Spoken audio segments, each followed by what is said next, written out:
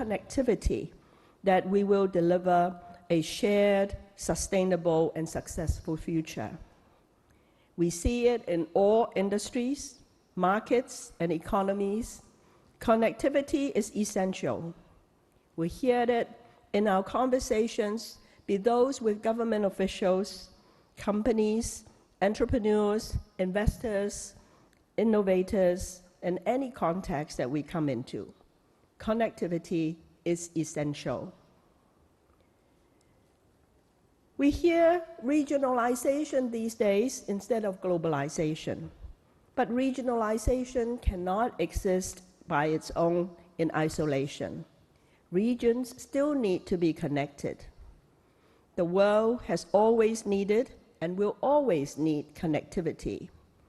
And in a fragmented world, we need connectivity more than ever. Hong Kong has always been a super connector. Connectivity is what defines our city as an international financial center. Our role as an East-West super connector is unrivaled anywhere. The global headwinds that will be discussed here today are reminders of the important role that Hong Kong and Hong Kong EX have played in a world that is buffeted by geopolitical tensions, macroeconomic turbulence and uncertainty, and climate change, and more. Recent announcement by the China Security Regulatory Commission on enhancement to the Connect scheme that we have indicate again the importance of Hong Kong as a connectivity region to the global success. At HKEX, we see great opportunities for Hong Kong to support the megatrends that are shaping the global landscape.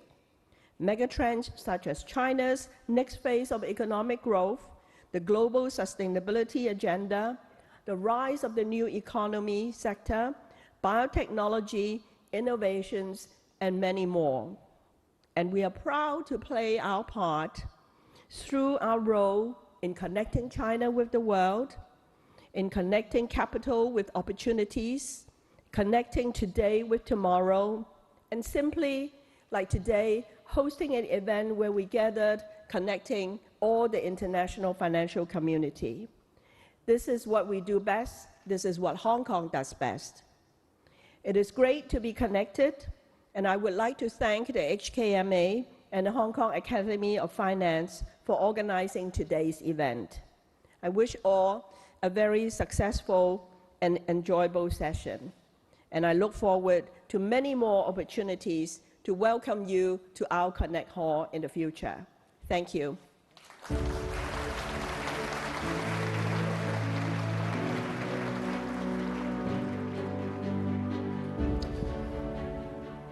Thank you very much, Mrs. Chia. The epitome of a super connector all by herself. We would now like to welcome to the stage the honorary president of the Hong Kong Academy of Finance. Since 2017, he has been responsible with his team, with the entire body of his government, for the main vehicle through which Hong Kong policy is made reality, the budget. The different institutions and government bodies that are responsible for Hong Kong's financial and regulatory environment and even its economic development all fall under his purview. He is the financial secretary of the Hong Kong Special Administrative Region of the People's Republic of China. Please welcome Mr. Paul Chan.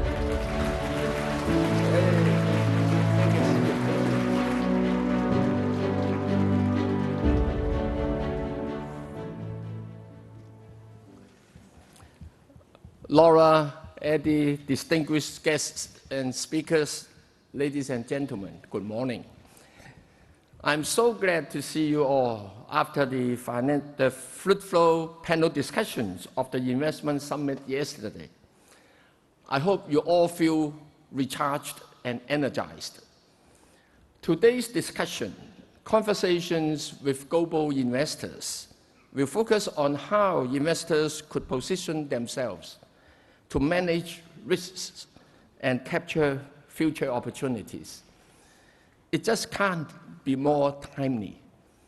While I look forward to panelists sharing of their valuable insights in their respective investment areas, I would like to share how Hong Kong has weathered through the risks and volatilities in our financial markets. To set the scene, let us acknowledge that the global economic outlook and the investment environment are extremely challenging to everyone.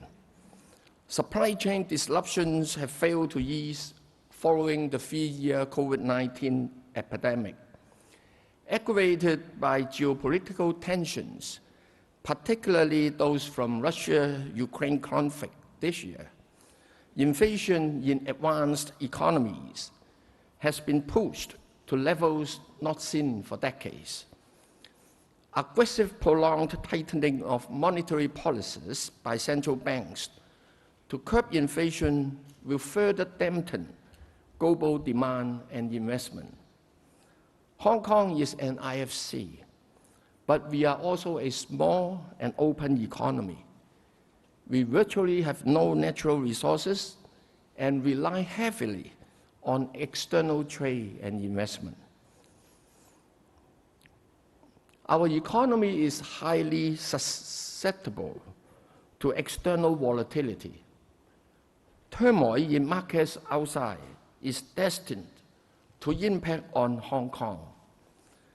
At a city level, how do we manage financial market risks brought by a world characterized by high uncertainties and volatility? Central to this is our belief that we must deal with security and development together in a well-coordinated manner. Security and development are two mutually dependent subjects. Financial stability is an integral part of financial security, which is the prerequisite for economic development.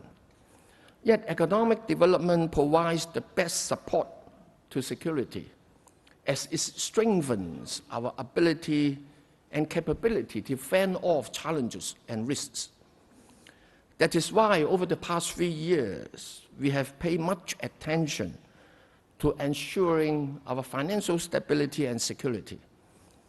First, we have established a surveillance system to detect risks in our financial market. Together with financial regulators, we have adopted a cross-market, coordinated, and round-the-clock monitoring mechanism over all sectors of the financial markets. It provides, on a rolling basis, regular and in-depth reports, as well as ad hoc reports of the markets to enable us to detect if risks have been building up. Second, we have stringent capital and other requirements of the regulators. We regulate and conduct on-site inspections and stress test them on both regular and ad hoc basis to ensure that they have conducted themselves properly and they are resilient, and reports filed by them are accurate and complete. We will act decisively as and when necessary. Third, we maintain strict discipline and build strong buffers in preparation for turbulences. Take our banks as an example. In Hong Kong, the capital adequacy ratio of banks currently stands at about 20%, which is way higher than the international standard of 8%. Their liquidity ratio is around 155%, compared to international standard of 100%. Classified loan ratio is just about 1%. Our banking system had assets of $3.3 trillion as at the end of last year, more than 9 times of our GDP. One aspect of financial stability that critics like to talk about during times of volatility is Hong Kong dollar exchange rate under the linked exchange rate system. Over the years, we keep the exchange rate of Hong Kong dollars at US $1 to Hong Kong 7.75 to 7.85. When the strong or weak side of the band is touched, the Hong Kong Monetary Authority will come in to take or give Hong Kong dollars in accordance with the system design. The consequential increase or decrease in the aggregate balance will trigger interest rate adjustment, and the market will eventually find its equilibrium. As mentioned above, we have built very strong buffers and resilience in the banking system to support this. And we have been exercising strict discipline to keep the capital inflow in liquid US dollar denominated instruments so that we can pay them back anytime. It is all the more worth mentioning that our foreign currency reserves stands at around 430 billion US dollar, equivalent to about 1.7 times of the Hong Kong monetary base. So, if you bet against Hong Kong dollar, you are bound to lose. You can verify my advice with certain hedge fund managers in the US who has been wrong about Hong Kong dollar time and again. As for securities, Hong Kong's stock market is vibrant, active, highly liquid, efficient, and transparent, attracting investors from all over the world. We attach great importance to investor protection as well. We believe that for a market to succeed in the long term, it must be trusted by both market participants and investors. To achieve this, we set clear rules for our markets, stringent requirements on the participants, maintain high transparency of its functioning, ensuring that policies and practices are implemented in a consistent and predictable manner, for they are the cornerstone of international investors' confidence in Hong Kong market, where they can make use for investment and fundraising. The stock market in Hong Kong has been quite volatile recently. There have been calls that the Hong Kong SAR government should do something, for example, about short selling in the market. Let me tell you that on a daily basis, we analyze in depth the performance of our markets. For example, factors causing such volatility is performance vis-à-vis markets in the region and the global markets, the short selling volume and the underlying reasons, who are the players, relationship between short selling and short positions, any concentration risks. We also look at the futures market as well as the derivatives market. We also analyze the information in the trade repository system. Basically, so far, there was no cause for alarm. We also look at the clearinghouse, licensed corporations, and the mutual funds to ensure that they are financially sound and resilient. In short, amid market volatility, we focus on whether the markets are functioning orderly and properly, and whether there are systematic risks, irregularities, and vulnerabilities that will threaten Hong Kong's financial stability.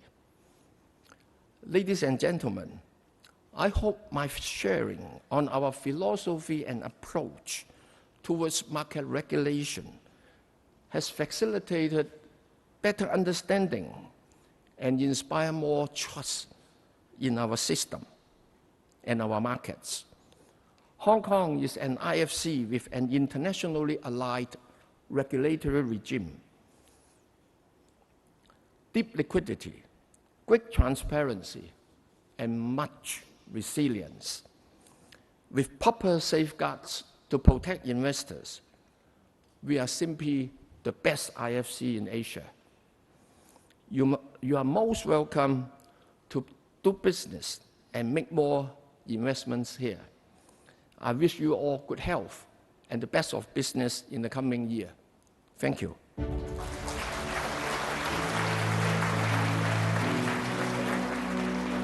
Thank you. Thank you very much, Mr. Financial Secretary. We know that you moved heaven and very sandy earth to be here with us this week, and we do appreciate it. Thank you again. Thank you. You, Mr. Secretary, you've had to deal with volatility as we all have done in our business, and the mandate of our next panel is to determine how we can create value in these uncertain times. Fortunately, we have a very able moderator who is going to guide us through the next discussion. Now, many of you know him through his many, many professional achievements in the world of finance. But I would also like to let you know that you have to get your hands on his books and give them to your friends for the Christmas season. Out of the Gobi and Money Games is a great way to get started. And once you've got those done, you'll be ready just in time for his new book coming out in early 2023. We will be hot down to Bookazine to get our copy of Money Machine, a trailblazing American venture in China. So with that, I will welcome our moderator to the stage. He is the executive chairman of PAG. Please welcome Wei Jin Shan.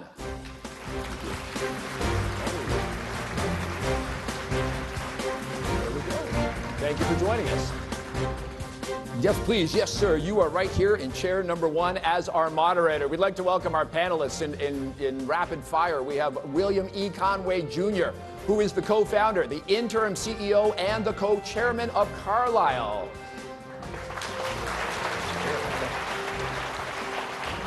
There we go.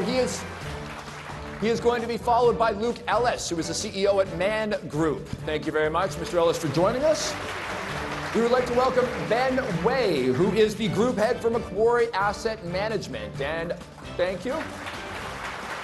And Jim Zelter, the co-president of Apollo Asset Management. And with that, thank you. Mr. Shan, the floor is yours. Thank you. Thank you very much. Good morning, everyone. Good morning, ladies and gentlemen. Congratulations, Paul, Eddie, Laura, for this very successful summit so far. And it's so delightful to see Hong Kong opening up like what we're doing right now. And today, I'm extremely honored to moderate this very distinguished panel of leaders in the alternative asset management industry.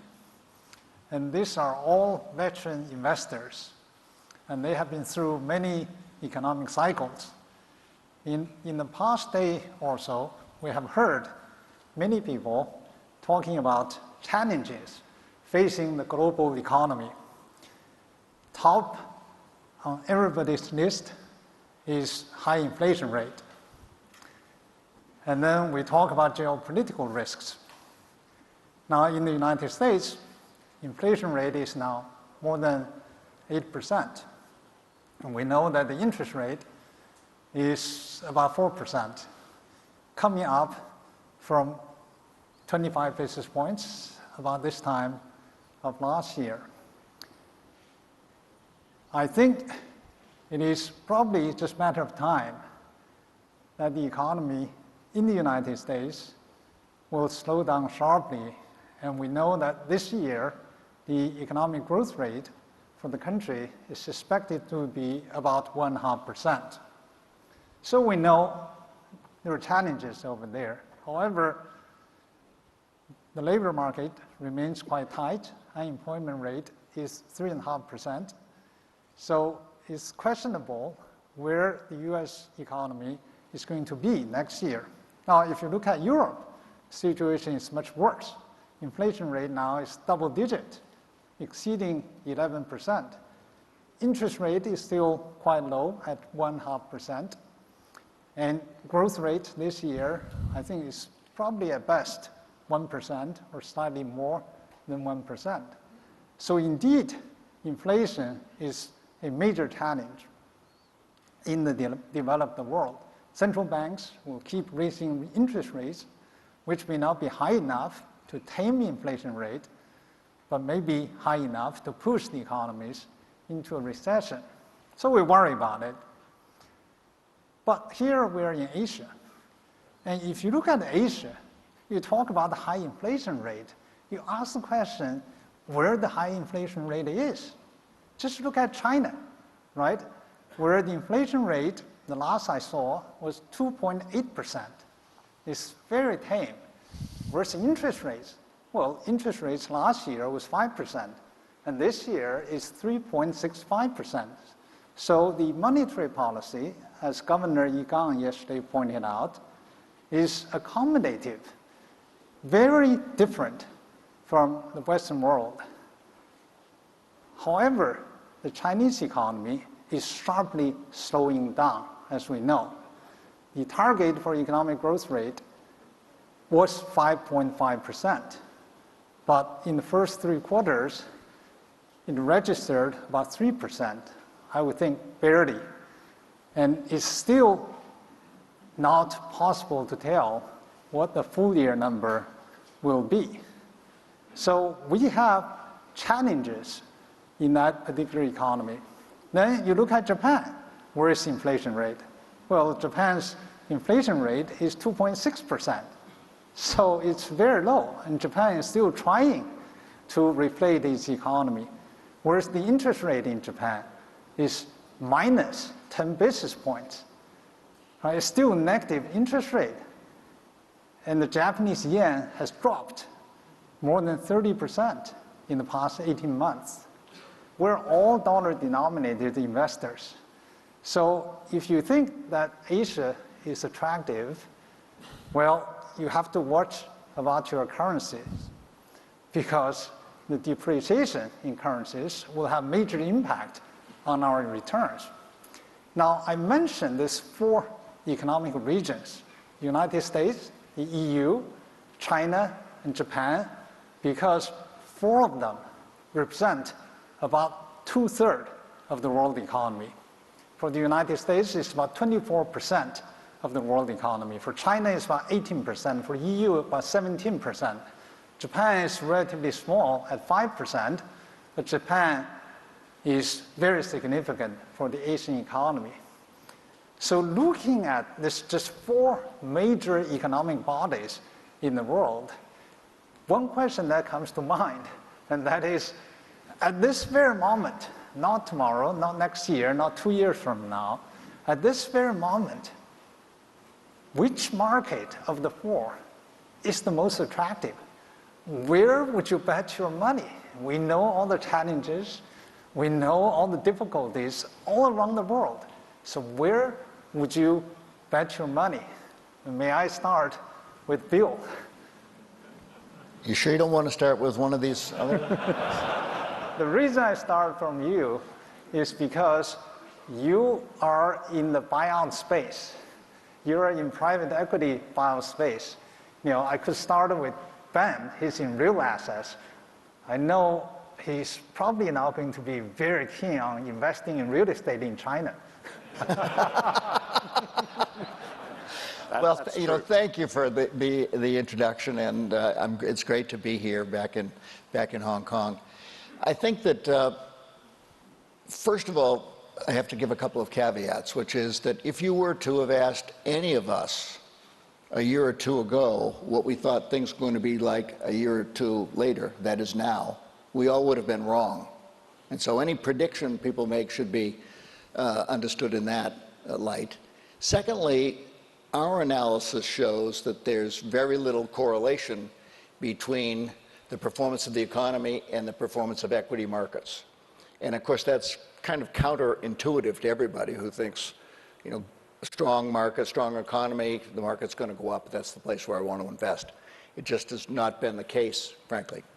Having said that, while it's always tough, frankly, for somebody with a dollar brain and brought up and educated in America to bet against America, I think for me, the market I probably prefer the most today would be Japan. And part of that is because I do have a dollar brain, and I see that the yen has gone from 105 to 150 in a matter of months, and everything's on sale in Japan for people who have dollars. And I think that it's something to take advantage of. Maybe it'll go to 160 or 170, I don't know, but I think that there are going to be very attractive transactions done then. You know, you asked about now. I think if you were to think about a little longer, you'd think of other places perhaps to invest, but you didn't ask me that. Well, you can ask yourself. Well, I do. And in addition, remember, private equity is kind of different than other businesses, yes, because we count on our limited partners to provide the money that we raise from them. And so I have 800 investment professionals around the world in all different kinds of asset classes and geographies, and their job is to find deals to do. But a private equity fund is invested over a period of 3 or 4 or 5 years. It's not invested all right away. And so I think a couple of years from now, Europe will be on sale because it's so horrible there and likely to get worse that I'd probably think that would be an attractive market, but not yet, too soon. So you suggest that Japan is a good place to place your bet today. Remember that. But Japanese yen is very weak. How do you deal with the currency risk over there? Well, generally, we hedge our equity position, yes, to the dollar. I don't know that I'd do that necessarily today, although I'm not a professional currency hedger, and I like to make money on the performance of our businesses as opposed to the performance of the currencies.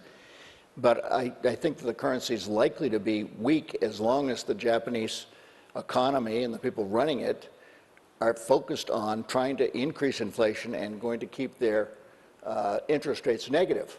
And they seem committed to that policy. And what balances those policies is the currency. And the currency's had to weaken to compensate for that. And one would say maybe that isn't going to change anytime soon. The currency will continue to weaken, so I probably would hedge the equity position and hope to make a significant gain on which I'd leave unhedged. I think the good thing about Japan is that the currency is infinitely hedgeable because the Japanese interest rate is so low. And hedging cost is a function of interest rate differentials between the Japanese yen and the US dollars. And now with Japanese interest rate being negative, people will pay you to bet against yen. So you get a carry, positive carry, by hedging against Japanese yen. And therefore, Japan's sheep is hedgeable. Well, and I might add, and obviously the other panelists know a lot more about some of this than I do, that another advantage in investing in private equity in Japan is that you can borrow money so cheaply. Yes. The rates there are TIBOR, which is the rough equivalent of LIBOR or SOFR, at 0, and plus 1.5 or 2%. So it's just cheap to borrow, and the leverage you can put on the transactions inflates the equity returns as well. It's free money, it's good leverage. But look, you invest in public market. Man Group is a leading asset manager by investing in the public market.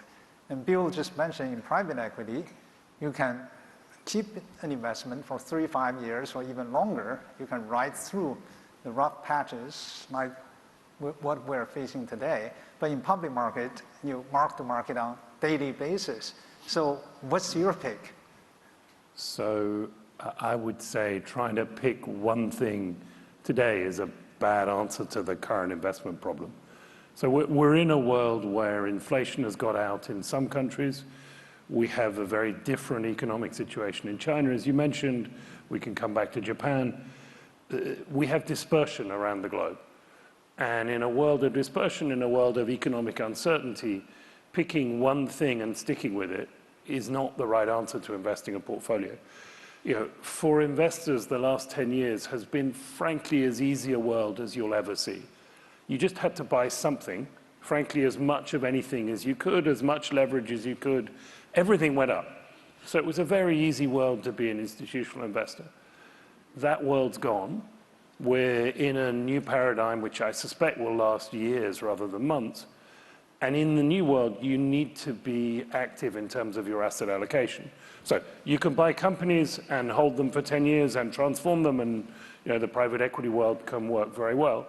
But if you're investing in public markets, thinking there is one simple asset allocation in today's world, I would say is wrong.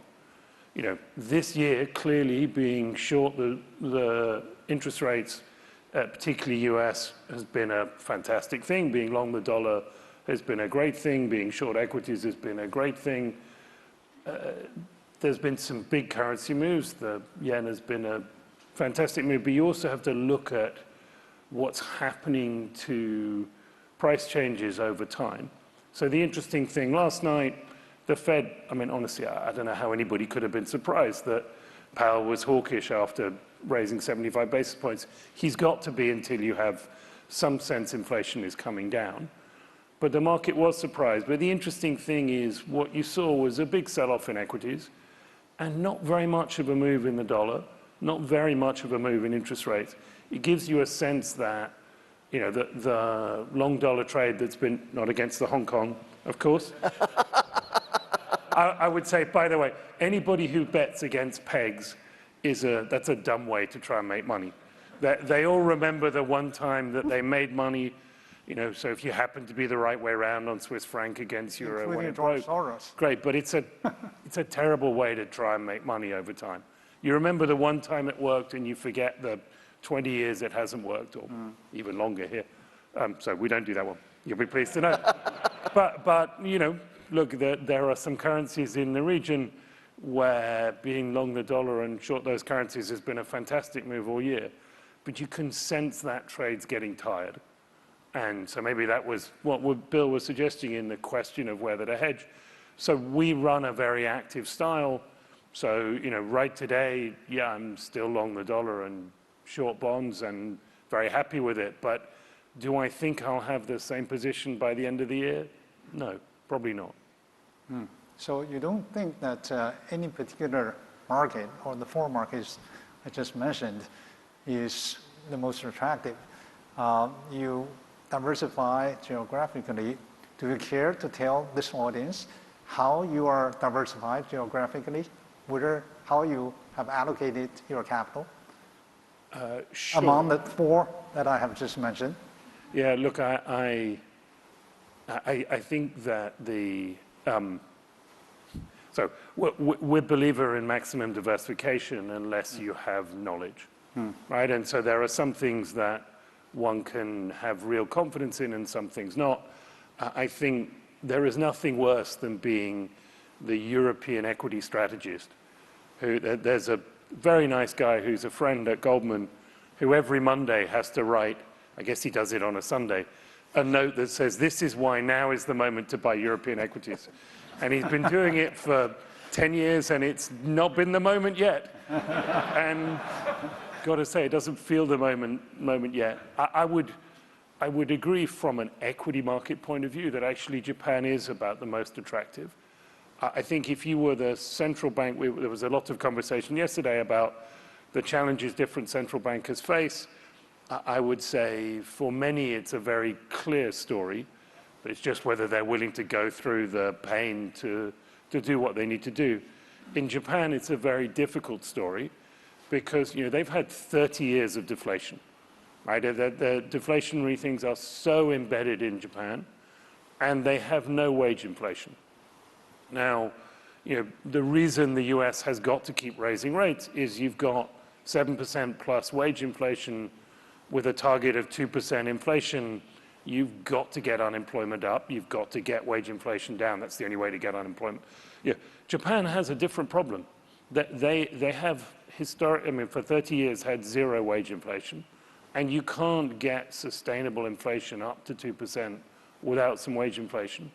And they only have a once-a-year wage round. Japan likes to do things differently. That's the sort of, whatever, the joy and the annoyance of Japan. They have their own way, they do it their way. And essentially all wages in the country are set in March and April.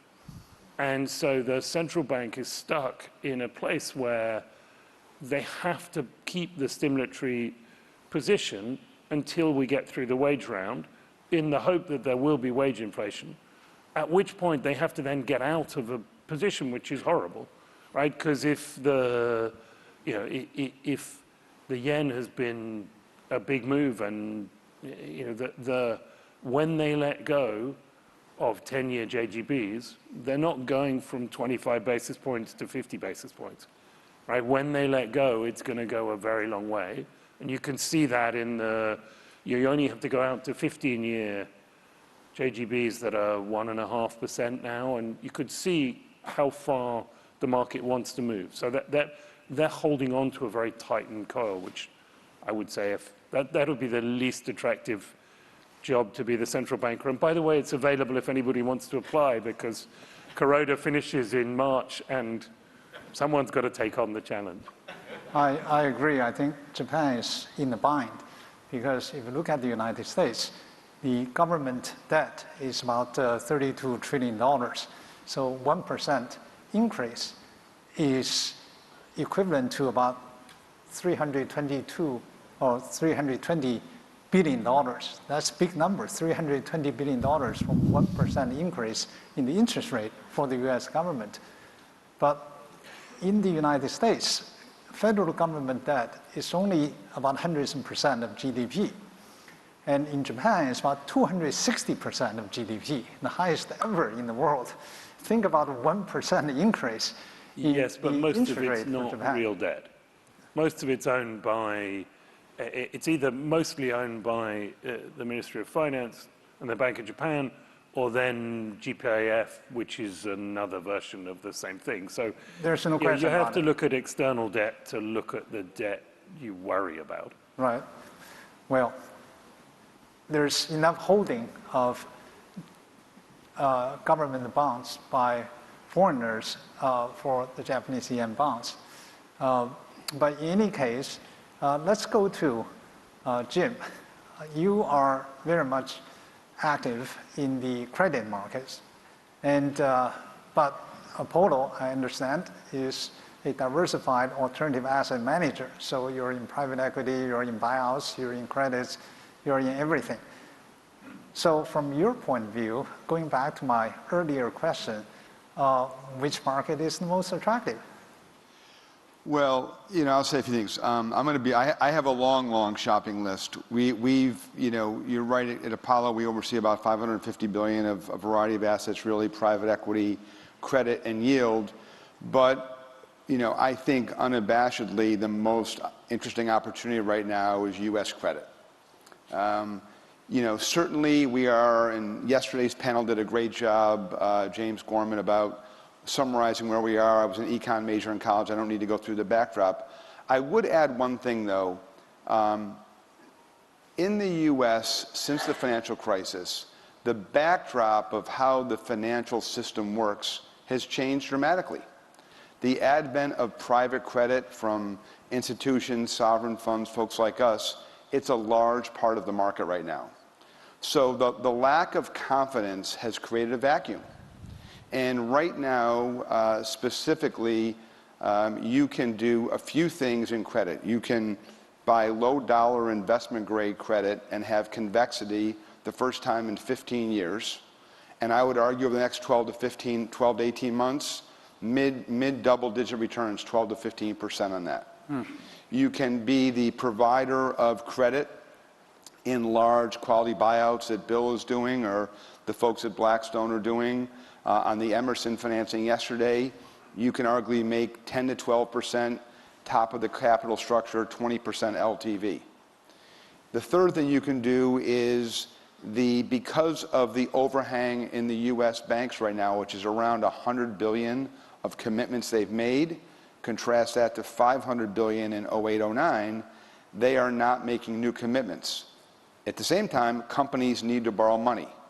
Royal Caribbean, Caribbean Cruise Lines, they're coming into the market right now paying you 8.5%, 9%, 10%, top of the capital structure, 2 or 3 times multiples debt to valuation on a company that has a tremendous equity cushion underneath you. So there's a variety of activities in credit in the U.S. I can also talk about equity secondaries. People talk about the denominator effect. Very interesting business. And Bill and I did compare notes. I'm also a big believer in Japan private equity. So I think if you ask me point blank right now, U.S. credit, private credit, investment grade discount paper, and a variety of other, I don't want to say rescue, but being able to work with the banks as they are not as fluid and as flush as they are. I contrast that to what's going on in this region of the globe. Obviously, the strength of the HKMA and the banking system is extraordinary here. And the markets are not broadly developed such that these avenues and cracks don't exist for folks like us to operate. But this is an amazingly interesting time. It's going to be a cloudy storm. It's going to last, as Bill said, who knows? We're very poor at predicting. We're very good at preparing. But the fact is, we were lamenting a year ago about making 4 and 5%, and I can't predict the future, but if I'm making these high single digits, low double digits, and I'm getting current cash pay today, I feel very comfortable that my downside is protected, and I'm going to do very well over time. And this is the opportunity set right now. We are unabashedly very busy. We're unabashedly putting a lot of money to work. And the great irony is all of this, and I know both sides of the equation since we're in it, the great time to invest in private equity is periods like this where there is uncertainty and there's unfortunately not a lot of financing. Same argument with real estate opportunity funds. And so the irony is, as much equity has been raised, the fact is there's not a lot of financing for those transactions. So price levels will come down, but it will be an amazing vintage, 23, 24. These, I believe, will be great vintages, especially in the U.S. and Europe in due course. In Europe as well? I think it's going to be a bit later. I mean, certainly there's a lot to do right now in the U.S. We have a very large business in Europe that buys European non-performing assets from the banks. I believe they're going to go through a period of time like Asia did in the late 90s, either Japan or Korea, other places that had to get their banking system in better shape. The collective ROE on European banks in the last decade has been sub 5%. That has to be dealt with over the next 3 to 5 years. So again, back to your specific question, U.S. credit, a lot of sub-strategies, a lot of great partners in the room that are doing it with us, but unabashedly love that asset class. Equity secondaries, and because of what's going on with the denominator effect. And also, I'm happy to talk about distressed and Chinese NPLs and many other things. But to your pointed specific question, that's where I'm an unabashed bull. I'm not quite sure if everybody understands what denominator effect means in private equity. See, our institutional investors, that is limited partners of private equity firms, would allocate capital among or between, let's say, public equity and private equity. Let's say if the rule is they allocate 80% to public market and 20% to the private market. In today's market conditions, the public market has dropped quite significantly. Then they look at their portfolio, all of a sudden the public market has shrunk from 80% to, let's say, 70% or 60%. Then their private equity book has expanded from, let's say, 20% to 30%, even 40%. All of a sudden, they're out of whack, and they will have to reallocate. And that's the so-called denominator effect, because the public market value has dropped. And therefore, they will have to reallocate by selling in the secondary market their private equity positions.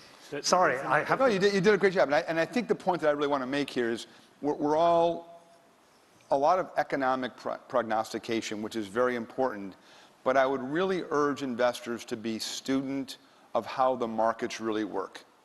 And what I mean by that is how companies finance, and we've been in this decade plus of, the advancement in the equity markets of technology, ETFs, which create market structure challenges. And if you are a thoughtful investor, understanding that dynamic and using periods right now of uncertainty to your potential advantage. You use the luxury of your liquidity or the long duration of your capital to be providing capital in periods of vacuums right now. I think there's a few big lessons, and I'm just going to go off script for a moment.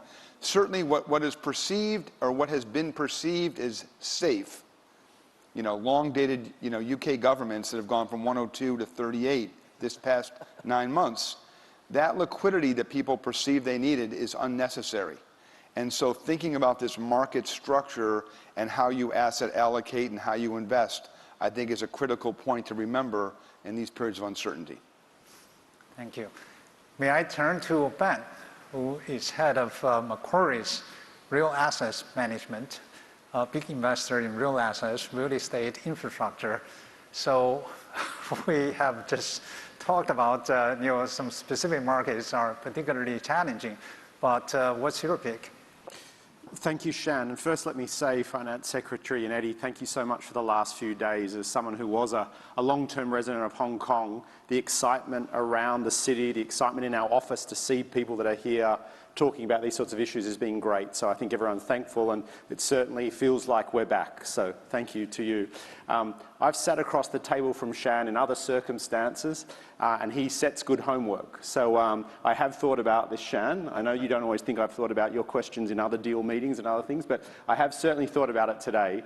I get the Japan trade, particularly if you're looking at it from a private equity point of view. I think if you're looking at it from a real assets point of view, we've spent 20 years trying to find good deployment opportunities in Japan, and we're still trying. So that's a market. While I get the currency trade, and we'd love to have a bigger position there. Unfortunately, that's a little bit more challenging for the many things that we do around real assets. I'd say, the most exciting market right today is the US.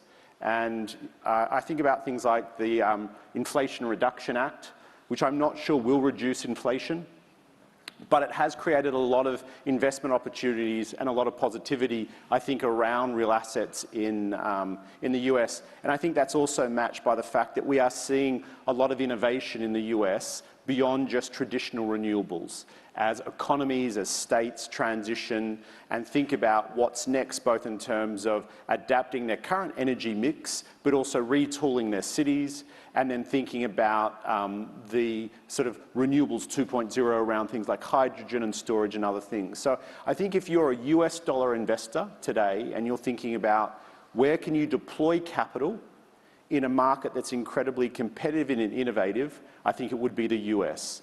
And I think if you have a look at what's happening, say, specifically in infrastructure, last year was, for the top 100 infrastructure managers, the biggest fundraising year on record.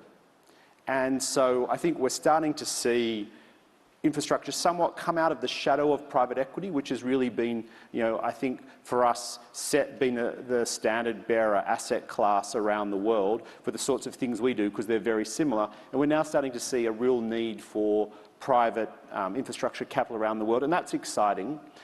One, because we've got really more great managers providing more choice to clients.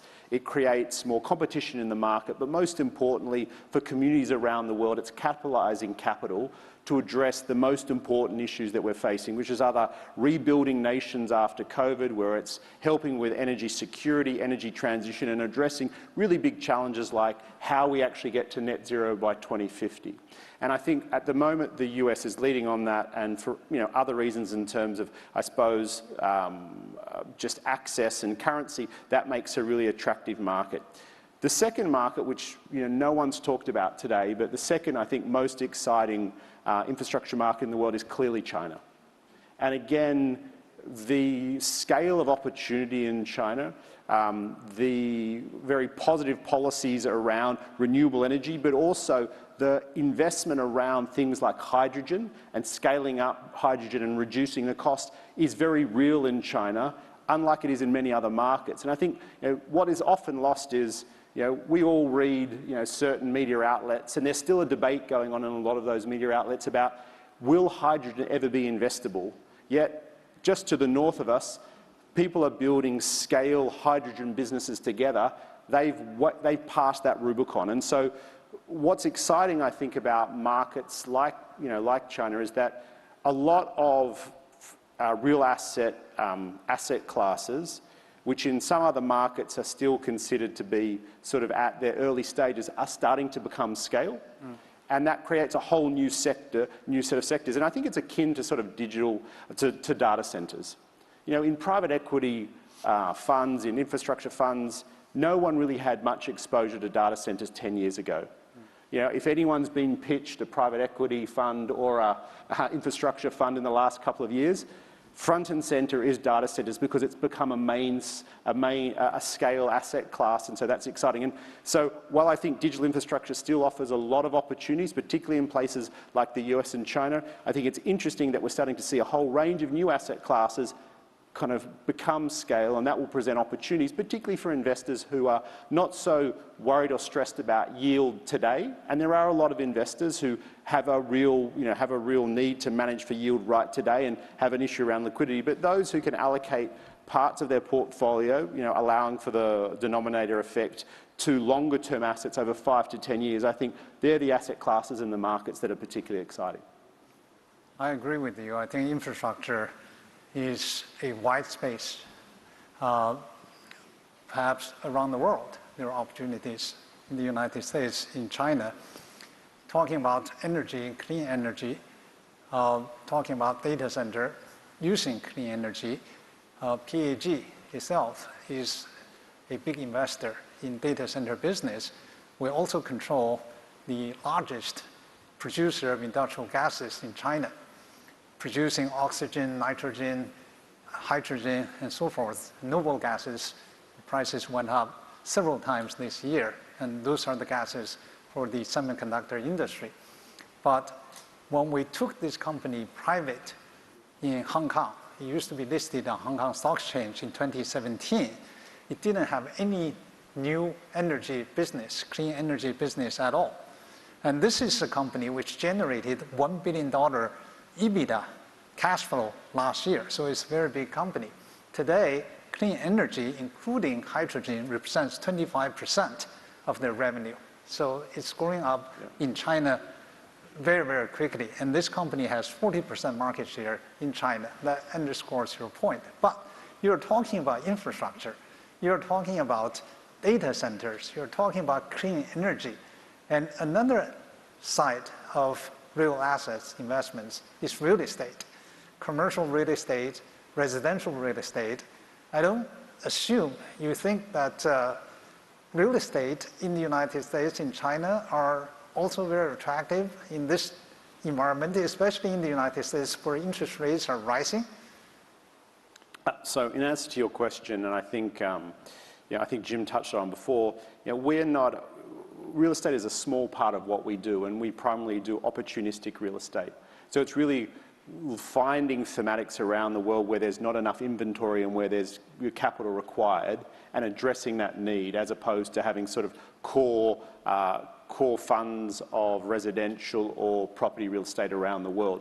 But I would agree with you. I do think real estate in certain markets, particularly if you're looking at long-term core portfolios, is difficult to invest in at the moment, particularly where we find ourselves from a funding point of view.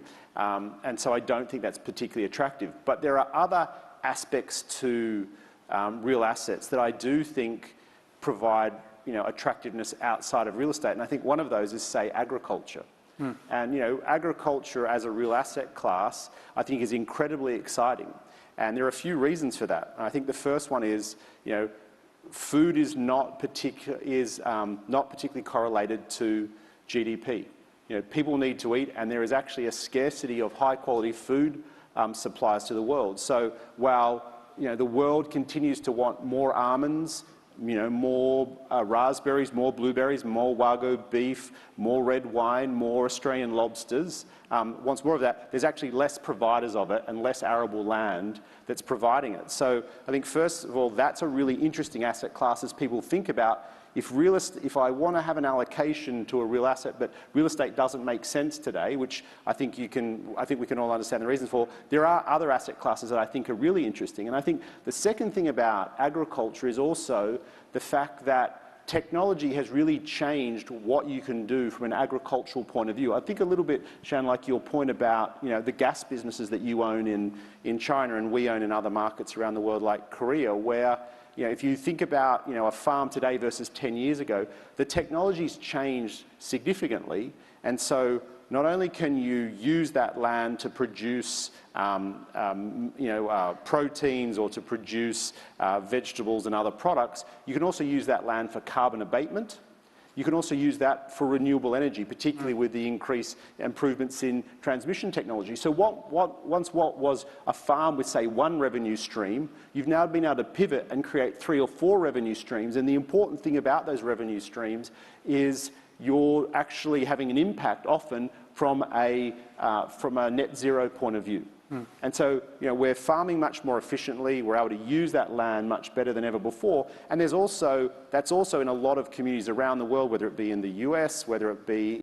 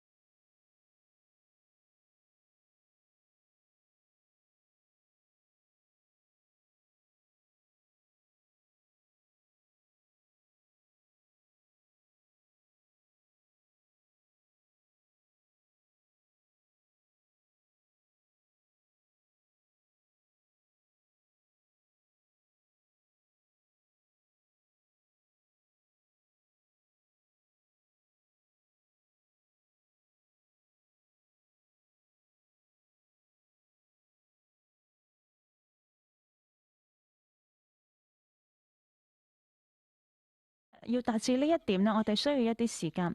但係我哋而家呢，唔係喺嗰個市場佔有率裏邊去競爭緊啊！我哋唔係話咧喺賣方裏邊咧嘗試去爭取啲乜嘢，我哋想做嘅係一啲好嘅投資。我哋相信呢會有差唔多6至9個月啦，讓我哋去收復嗰啲嘅價格。喺日本、喺美國，佢哋都會有唔同嘅賣家希望去出售，亦都有啲人會話：不如我哋唔好等啦，不如我哋而家就投資，以至我哋可以賺到多啲錢啦。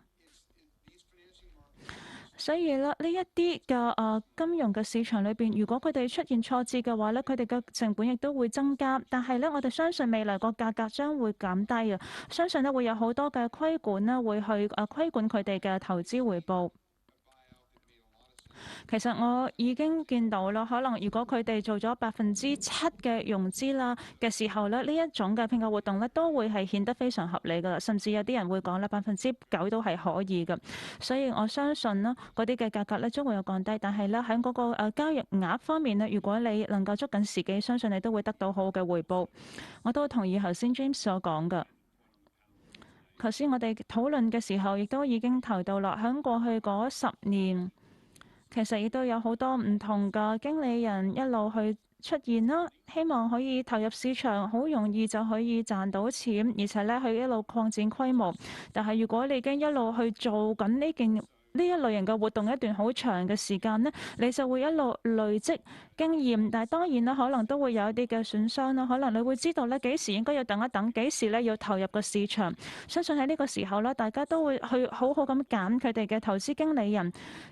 佢哋知道咧，一個好嘅投資經理同埋一個優秀嘅投資經理咧，佢哋將會帶嚟點樣嘅分別？因為咧，喺市場好嘅時候咧，我哋冇咁睇得咁清楚，但係當個市場艱難嘅時候咧，嗰個差異就會好明顯啦。我哋會知道咧，邊啲人咧願意去付某一定嘅代價，以至去達至回報，亦都好在乎我哋嘅人脈啊。點解我哋會願意同你做生意咧？係因為我哋信任你，而且因為信任你可以帶嚟一個好嘅回報。我相信咧喺下一個嘅投資階段裏邊咧，呢一個都會非常明顯啦。相信咧佢會維持唔單止1年，而係好多年，亦都會影響住我哋成個資產管理嘅行業。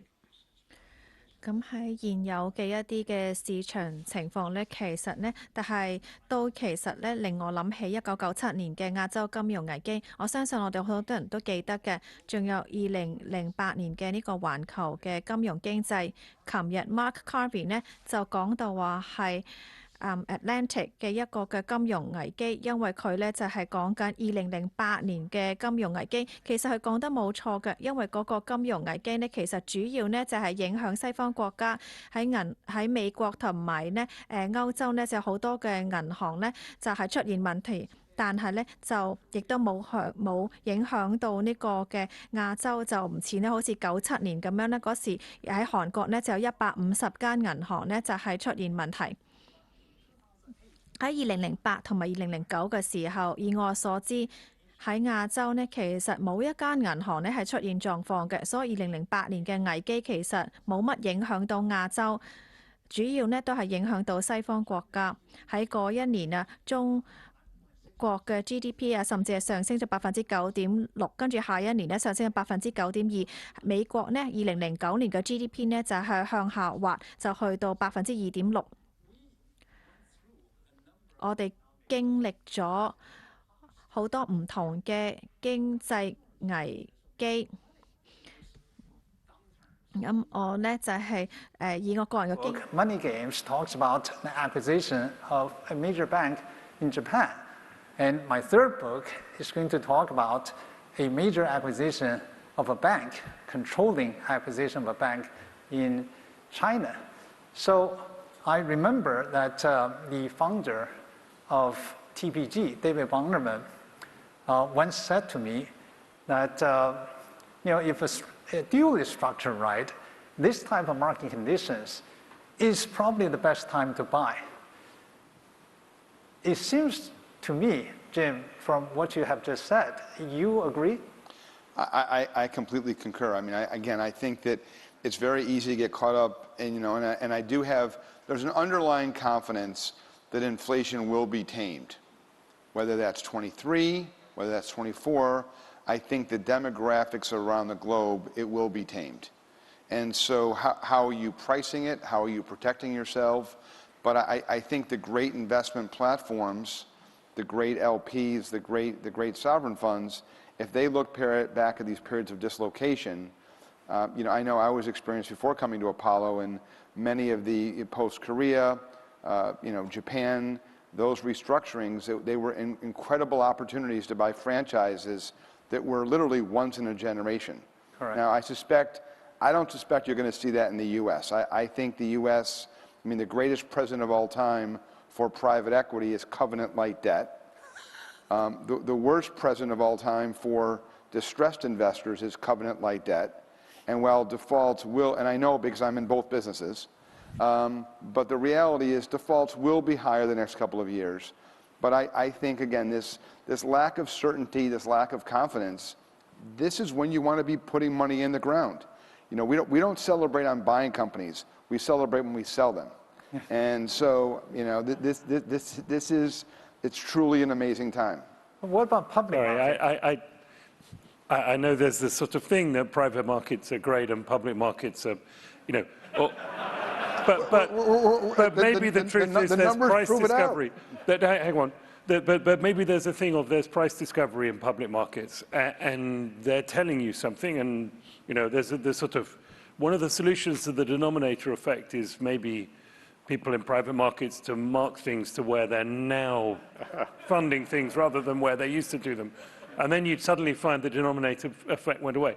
I think the bigger picture is people have got used to the idea that, you know, sort of economic problems are short, maybe sharp, but they go away quickly, that buying dips has been the answer. And Jim's right, that there will be a moment where there are opportunities to buy things super cheap. But inflation in the US is only going to go away if they enter a significant recession. There's a real question of whether the Fed has got the sort of stomach to drive it this time. But today we have twice as many job openings as we have unemployed people. The point where you get rid of inflation, you've got to get rid of wage inflation. You get rid of wage inflation by having twice as many people looking for jobs as there are available jobs. Now, putting that in context, that maths would get you to something that looks like 10% unemployment. Right now, I don't think that central banks really have the stomach for that now, but you know, we're either going to have significantly higher inflation remaining, which creates significant volatility in asset prices, and you look at the 70s, and you know, over a 10-year period, there was a zero return to a real portfolio, zero real return to a portfolio. Bonds and equities, it was a lot worse in bonds and better in equities. You know, you get real defaults, and out of that, we will create a distress cycle at some point. But I think, you know, we should recognize to deal with the economic problems requires some real pain, and sitting on a portfolio invested the way it's been for the last 10 years is going to be painful through. And if I could just support the person who owned that UK sovereign debt piece, the 1.5s of 62, they know about pain going from 101 to 38. What you're saying is until we have capitulation, I agree. Listen, if you're an investor right now, capitulation is even a more enjoyable market. And yes, it's going to be a nasty fight to tame inflation. No doubt about it. I know that we have 30 to 40 private companies. I get a survey every month. And the reality is CEOs are in a slowdown mode. They're stopping hiring. They're stopping expansion. They're stopping digital ads. It's not going to be a 10-year process to slay inflation. It will happen in the next 24 to 36 months. It will happen. The world happens much sooner. I was around in 94. I was around in 87. What's happened in the last 6 months, 4 months really, in the bond market, the bond vigilantes are so far ahead of the monetary authorities in the West. And that will happen by the time we recognize that we are in a recession. The market will have anticipated that, and bond levels will be lower in the U.S. And, you know, to agree with both of these guys on one point there, and it may sound like they're disagreeing, but one of the things that really is happening is the raising of interest rates yesterday at 3/4 of a point in the United States, and the last 3 meetings at the exact same amount, it's easy for Jay Powell and the Fed to increase interest rates when unemployment is 3%. Anybody in America who wants a job can get a job. If we get to unemployment of 6%, it isn't going to be easy for them to fight the inflation fight. I agree that we're going to fight. I think eventually victory will be declared not at 2%, but at some level higher than that. I don't know what it'll be. Yeah, and also, like, you asked earlier about commercial real estate, residential real estate. Residential real estate is actually fascinating right now. If you're a home builder, you are not selling a home in the U.S. Literally, you're not selling a home. I know, we own one. Rates have gone on a 30-year mortgage from 2.5% to 7%. On the other side of the equation, though, we have a deficit of 3.5 million homes in the U.S. A lot of equity in homes right now. Home prices are not going to go up 8, 10, 12%. They're going to go down. Do they go down enough to create a 07, 08 housing crisis? I doubt it. Maybe in some secular markets, but not in many. So my point is, I think that we have to remember the U.S. economy is so service-driven that the impact of higher rates, it's not like the 25% the industrial side of the business or the manufacturing side of the business. Rates are very quick in impact on that side. Having rates impact on the transmission mechanism takes longer in a consumer-driven economy. But it will. I mean, interesting. Airlines and hospitality doing very well. Home builders, used cars, autos, really proverbially hitting the wall. I think the challenge today is somewhat different from 1997 Asian financial crisis and 2008 economic and financial crisis, in that in 1997, the market and the economies quickly bottomed out. And we knew that. You know, it couldn't get any worse. In 1997, going back to Korea, the stock market dropped 49%. The currency dropped 65.9%.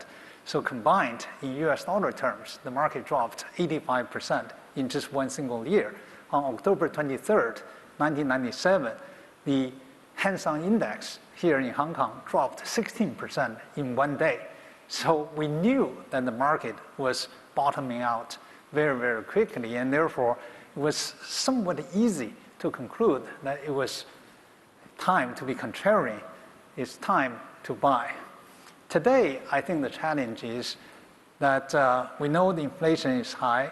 We know that central banks are raising interest rates, but interest rates are still negative in real terms, right? Inflation rate is 8%, interest rate is 4%, so you still have negative 4% real interest rate. And chances are the interest rates are not going to be high enough to put inflation rate down, to tame the inflation. But chances are the interest rates will be high enough to push the economy into a severe slowdown or even recession. And I think in the United States, it is a very interesting situation where the labor market is very tight. But in Europe, I think a recession is almost a certainty. So there is still a long way to go where the bottom will be found. And I think that's a challenge for us to figure out whether or not this is a good buying opportunity. But in the time remaining, I would like to give the audience opportunity to ask all these brilliant minds about whatever you have on mind.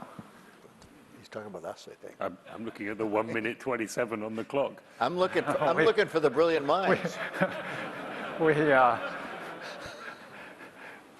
need brilliant questions. A short question. Well, if there are no questions, that means you have addressed all the questions that everybody has in mind anyhow. I would like to thank this distinguished panel for your wisdom and for sharing your thoughts and your experiences. And this is extremely illuminating, and we thank you very much. Again, we thank HKMA and Hong Kong Stock Exchange for holding this great event. We're very happy to be here, which signals that Hong Kong is open and we're ready to do business. Thank you very much.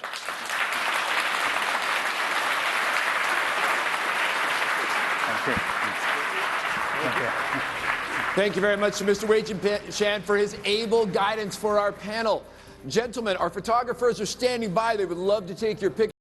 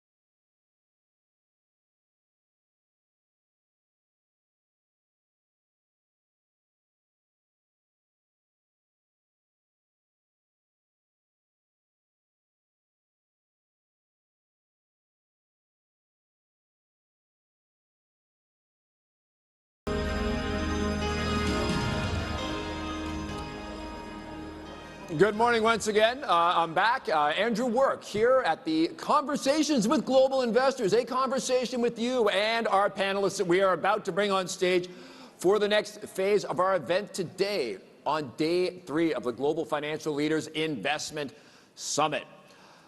We are really excited to have another panel. We are talking about managing through volatility.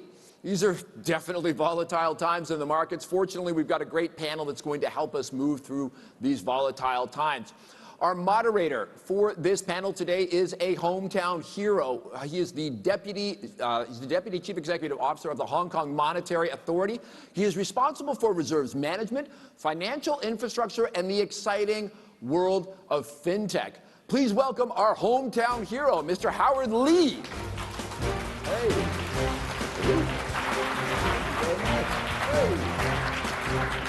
Thank you. Thank you.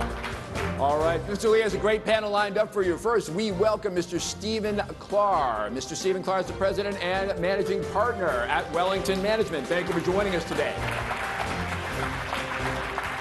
On stage yesterday and back again, we welcome Hanneke Smits, who is the CEO at BNY Mellon Investment Management. And next, we would like to welcome Cyrus Taraporevala. Cyrus is the president and CEO at State Street Global Advisors. Thank you very much for joining us. Howard Lee, take it away. Okay, thank you very much, Andrew. And thank you all for coming. I think most of you have sort of listened to the previous panel moderated by Shank, which set a very high benchmark for all of us. And to the moderator, I'm under tremendous pressure because Shank was like a spreadsheet of data. He can recite the economic figure of any year you pick. But the good thing is he set the scene very well, and I don't need to labor on a lot of the background. And you also sort of listened to the panel discussion, great chats yesterday. So they provide a very good scene for our discussion in the next hour or so. What I would like to sort of add is maybe a little bit of reality check as well. Talk a lot about uncertainty, about risk, and just this morning we heard the announcement of the Fed to hike rate another 75 basis points, and there's a signal that don't expect the terminal value to be around 4.6 as previously expected. It could go higher, it could go longer, so pressure is really on. But even before that, as an investor, we look at the performance of our investment in the last 9-10 months. Public equities market generally down by anything between 20 to 30%, especially if you take into account exchange rate regulation. Even bond market, 15-20% loss of value. So we are actually licking our wound.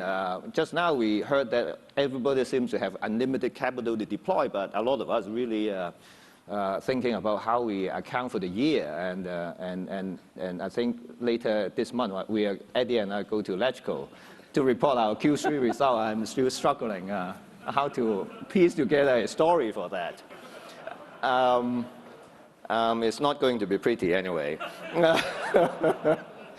I would just like to put this in this perspective and then see how our managers help their clients manage their assets, and how do they see the flows in this kind of environment.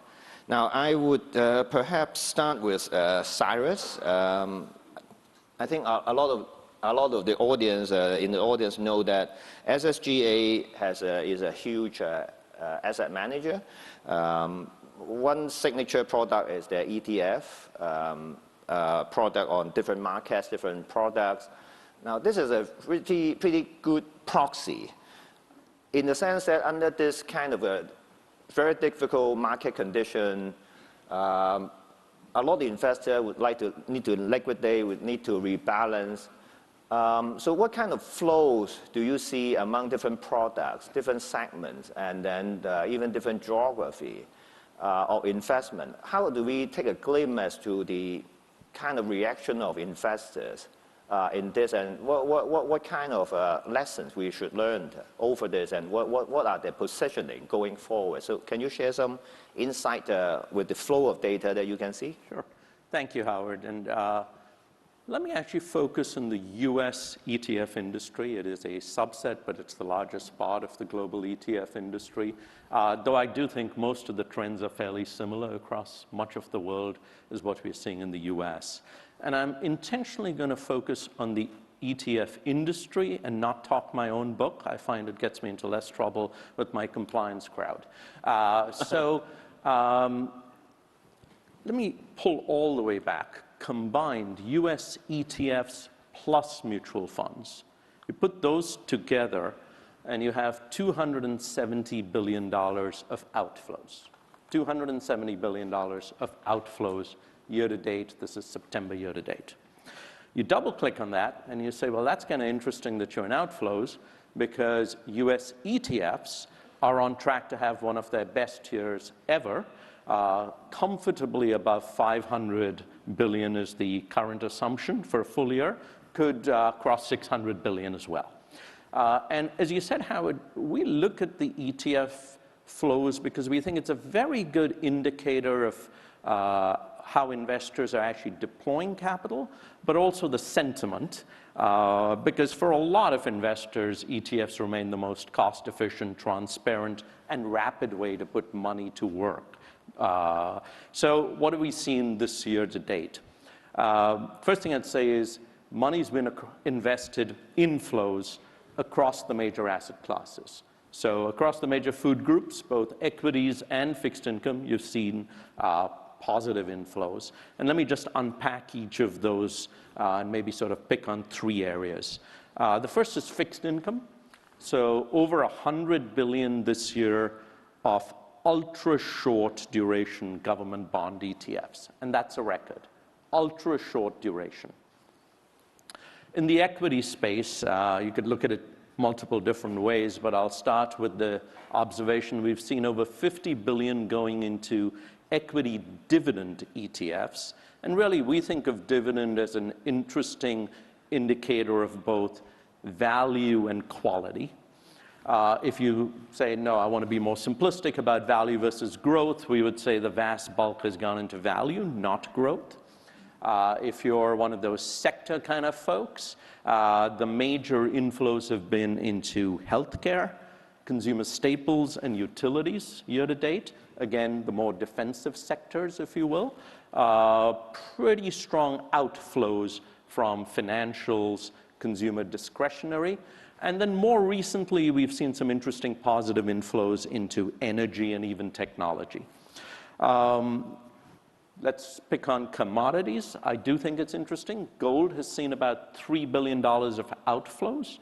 So that's interesting because typically and traditionally, when you're worried about inflation, you go into gold. And no, before you ask, Howard, I do not believe that all investors are going into cryptocurrencies as a surrogate for gold, so that's not our current thesis. And then what you've seen in October is very interesting. You've seen a complete reversal. You've seen $90 billion, $90 billion, flow into ETFs in more of a risk-on mode. So if you think about the first 3 quarters, it's been more risk-off. October's been big risk-on, $90 billion. Let me put that all back into the broader sort of investor context of how are investors feeling about it, which was the other part of your question. I'd say very simply there's 2 types of investors that we see. There's the first type, which is they're going to stick with their strategic asset allocation. Many of our largest, most sophisticated institutional investors would fall into that category. And they're basically rebalancing, and there's a lot to do in terms of rebalancing, even without discussing the denominator effect, which I think the prior panel did very nicely. So you see that crowd sort of steady as she goes, keep calm and carry on. And then you've got the more tactical investors, and they are definitely in much more of a risk-off mode. Not surprisingly, we also run some strategies ourselves in a more tactical fashion.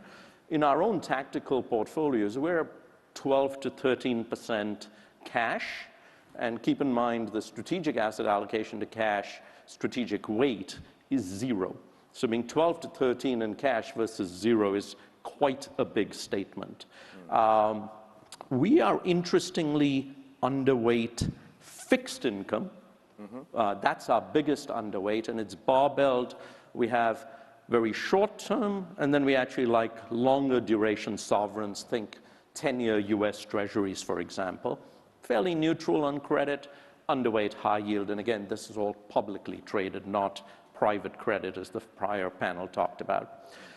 You know, we are of the belief, and I think a lot of investors are of the belief, that the Fed will do whatever it takes to tame inflation, whatever it takes. So I think I slightly disagree with some of the prior panel on that. And the real question now for most folks is, well, what will it take? And is the cure for inflation going to be worse than the disease of inflation? And will it therefore tip economies into recessions? And very importantly, what does that do to corporate earnings? And that's the shoe that hasn't yet dropped. So we remain underweight equities. You could look at it, and at one lens, you could say valuations are looking more interesting, but we're not quite sure the E is yet sort of reset to where it needs to be. More broadly, I would just say the outlook for investors is very cloudy. We don't see people racing back into risk-on mode, though again, I will say we were caught by surprise with the October flows we've seen. I think before we see investors flowing back into the markets in a seriously big way, you'd have to see two things happen. Number one, you'd need to see the Fed, as well as other central banks, start to signal that they're getting closer to the end of their tightening. So you're going to see a yield curve that goes from inverted to flatten, maybe even starting to see it steepen before investors take that as a good sign. And the second is you're going to have earnings get a lot clearer than they are today.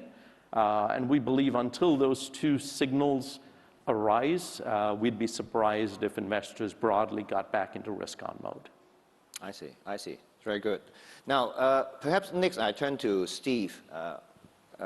In the previous panel, we heard quite a bit of a discussion, private, public, and that kind of a debate. I wonder whether Luke would rather stay in this panel than the previous one. But Wellington actually manage a diverse range of products, fixed income, equities, alternative, multi-asset. Now, with this environment, equities has seen a lot of correction, but still whether it's a good time to catch a falling knife is really a big question. Maybe everybody is waiting for the two signals that Cyrus just talked about, but still we need to deploy money. And obviously, alternative and private market has been gaining momentum in recent years, even not just traditionally the institutional investors, but the high net worth individual and even private banks are selling a lot of private investment products. So overlooking this range of products. So what's your take of it? Do you see this trend in your perspective? And also in this kind of switch for different types of investors, what are the issues that they need to be aware of? Is it really a one-way street that will provide private equities, private investment will provide the stability and also superior return over time? The only thing you are foregoing is liquidity. Is it a good narrative of this? Great. Thanks, Howard. And I want to thank Eddie and HKMA and the Academy of Finance for having the vision to host this event. And as I was saying to Eddie earlier, being in our offices, being with our colleagues who have served our clients so distinctively through a very difficult environment has been very important, and it came through the inspiration of this conference, so thank you. You know, as I think to it doesn't happen often that equities go down 20+% and bonds go down 15+% in the same year. It's usually there's some diversification across those two. And I think what we've heard over the last few days that we would echo is this marks a change. There is a regime change of sorts in the macro world, in the markets, that we all and our clients and investors need to take hold of. And as we reflect on that, I'll only talk my book for 1 minute, unlike Cyrus, which is to say, when we think about the 10+ years that we've experienced of markets generally going up, of clients logically leaning into that and therefore investing in much growthier investments, in more yielding investments, that the time has come to revisit the asset allocation that will serve us well for the next 5 to 10 years, knowing that, as the previous panel said, none of us are going to predict exactly how it's going to unfold. But I think there's enough uncertainty that we have to respect a sufficient range of probability distributions to have an asset allocation that's going to be a little less all in on growth and the highest yielding opportunities out there. And so as we reflect on that and as we work with our clients and think about higher inflation, probably more volatility in inflation and in markets, you know, we're working with our clients on thinking through how to really get that asset allocation back to a more diversified and rebalanced, as Cyrus said, manner to really be able to navigate, knowing none of us are going to get the environment perfect. So a couple of themes I'd highlight. One is a greater allocation, and Luke will like this, greater allocation to absolute return market neutral strategies, leveraging global macro, leveraging long-short equity. But the idea that you want some portion of your portfolio to not be reliant on the beta of markets, you know, seems very, very logical and appealing. And we're seeing clients engage with us and move in that direction, again, to some extent of the portfolio. As growth has grown so much over the last 10 years and value has been such a painful trade, inevitably many clients find themselves overweight growth, even taking account of this year's market return. So we're seeing more of our clients engage with us on getting that balance right between growth and value, and typically increasing their allocation to value strategies, in some cases to value sectors like healthcare, and in some cases to countries that have a lot of value securities like Japan. So definitely value as a theme and getting that balance right between value and growth. And then, you know, you ask about privates, and we do see the value of privates. And in fact, there is a blurring going on between publics and privates. So just, you know, one example, if you take the first 20 years of the 2000s in the US, private equity-backed companies went from 2,000 to 8,000, and public companies went from a little over 7,000 to a little under 4,000. Mm-hmm. So if you look at the opportunity set, there's a blurring going on. Companies are staying private longer. So we do believe taking advantage of that blurring, having investments on both sides of the ledger, public and private, and in fact, in our case and with our clients, taking advantage of that late stage pre-IPO private equity arena is one that we think remains very attractive.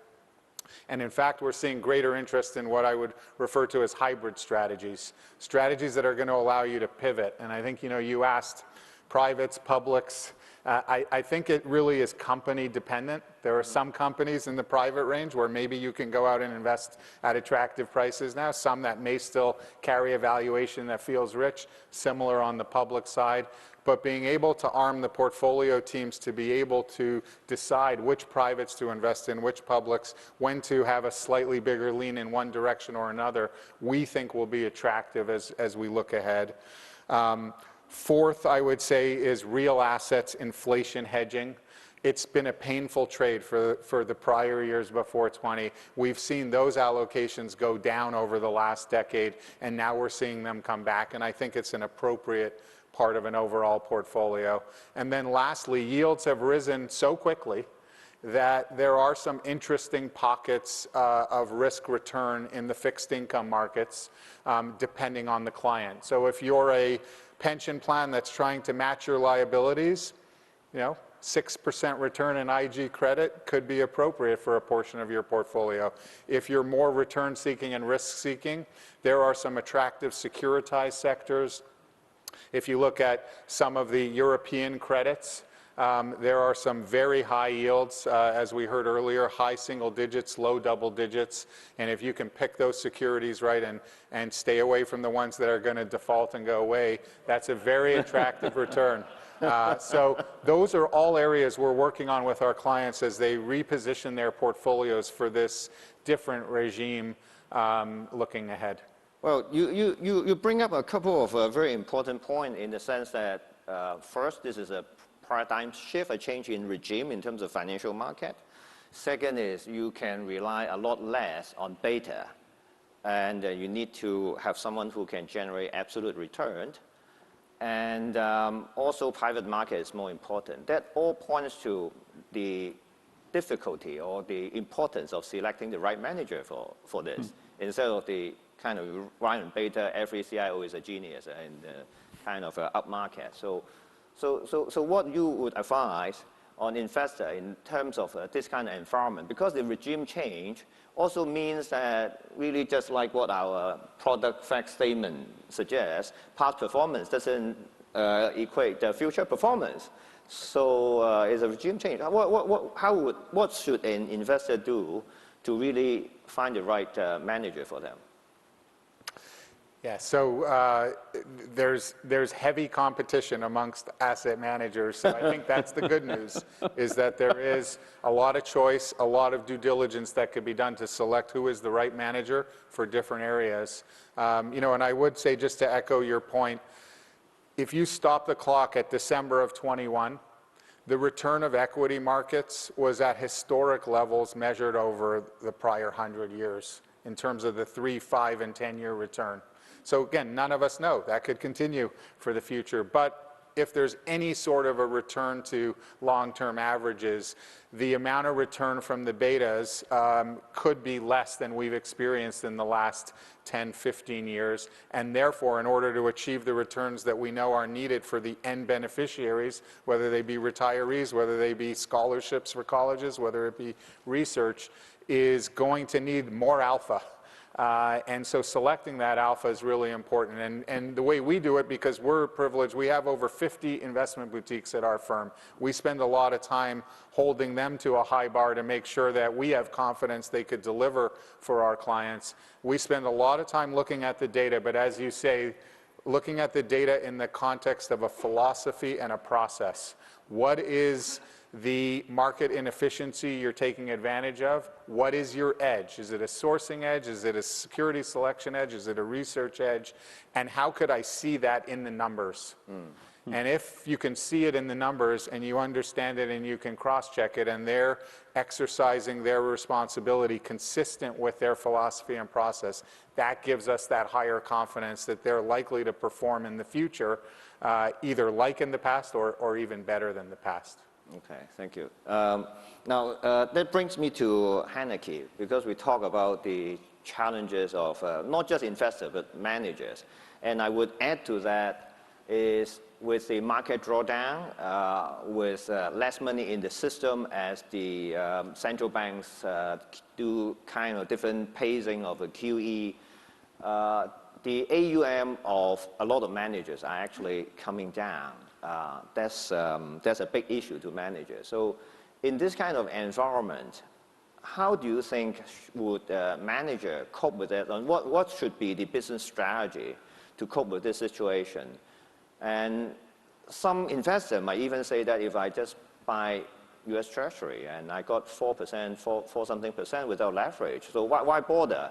Should I pay fee for you? And I may as well park my money until I see the signals that Cyrus talked about. So how should we, I mean, you in terms of a manager, deal with this kind of situation? Is it a challenge to you, or you see other opportunities? So the good news is I do get to talk my own book. Is that what you're suggesting with your no, but joking aside, thank you for inviting me onto this panel, and actually thank you for having me again, I should say, at the conference. Look, uncertainty actually always creates opportunities, right? We do have the backdrop, to your point, that we've seen of a decline in AUM, both in the equity markets as well as in the fixed income markets. So when you run an asset management firm, as all of us here on the panel do, you just sit there and watch, and you see the value of your AUM go down. In our case, it's equity markets, fixed income markets, and it's also currency. About 50% of our revenues is ex-US, so over 50% dollar-based and 50% non-dollar. And in this environment with a strengthening dollar, that clearly in the short term has an impact. So I sort of want to separate here between what it means for managing portfolios versus managing the business. From a business perspective, I think there are some big trends that sort of have been around for quite some time, right? And there's sort of around three areas. One is clients look increasingly for strong differentiation from active managers. So they're moving away from, managers that propose to be benchmark, to have more specialty active, and that can take different forms, that can take the forms. I'm not sure Cyrus agree with you. Maybe I turn to him. No. I'm going to go to the other side as well. I'm going to land on passive too. So it's a so-called barbell approach. So you can't. It's hard to sort of sit in the middle of traditional active and traditional income. It's either more specialist, or actually find solutions that you can deliver in a more cost-effective manner, and that's where clients look for more passive products, buying indices or indeed ETF solutions. We're seeing the trends of the demutualization. Clients, and Cyrus just spoke about that very eloquently, clients are getting out of mutual funds and more into ETFs, both passive as well as increasingly active, because they're more cost efficient and they're more tax efficient. So on one level, back to what they're looking for returns. The current markets, which they always of course do, but in the current market environment, what they're looking for is more outcome-oriented investing. So the absolute return strategies that Steve was just talking about, or they might be looking for inflation protection. They might be looking to manage their portfolios in a more tax-efficient manner. But at the same time, the underlying theme has also been that clients have been looking to reduce the cost. And I think, and they've also been looking to do business with fewer firms, which is why it's so important that for firms our size on this panel, that you actually can offer a wide range of capabilities onto your platform. So you sort of tend to think about it that clients can come shopping in our organization, and we offer different strategies, and we also have boutiques on our platform, and there are different solutions depending on what the clients need. So I think you need both investment expertise, and you need to be able to deliver that at scale in a cost-efficient manner. So investing in products, in your technology, in the wrappers is important. And then I would say the third piece underlying all of this has been the client experience in itself, that I know we've been investing in, and I suspect my co-panelists have been investing in as well. And this has been somewhat turbocharged by COVID, where we've all had to engage with clients virtually. I took on this role in October 2020, and as I thought about meeting clients, that was an opportunity. That was actually it turned into an opportunity. And of course, in the pre-COVID days, one would think, okay, I'm going to get on a plane, not very carbon friendly, but I'm going to have to go and see colleagues and clients around the world. And I did all those visits virtually. And now that I look back on it, I'm actually convinced I've seen more clients in a shorter amount of time than I actually would have achieved if I had gone around the world to meet them in person.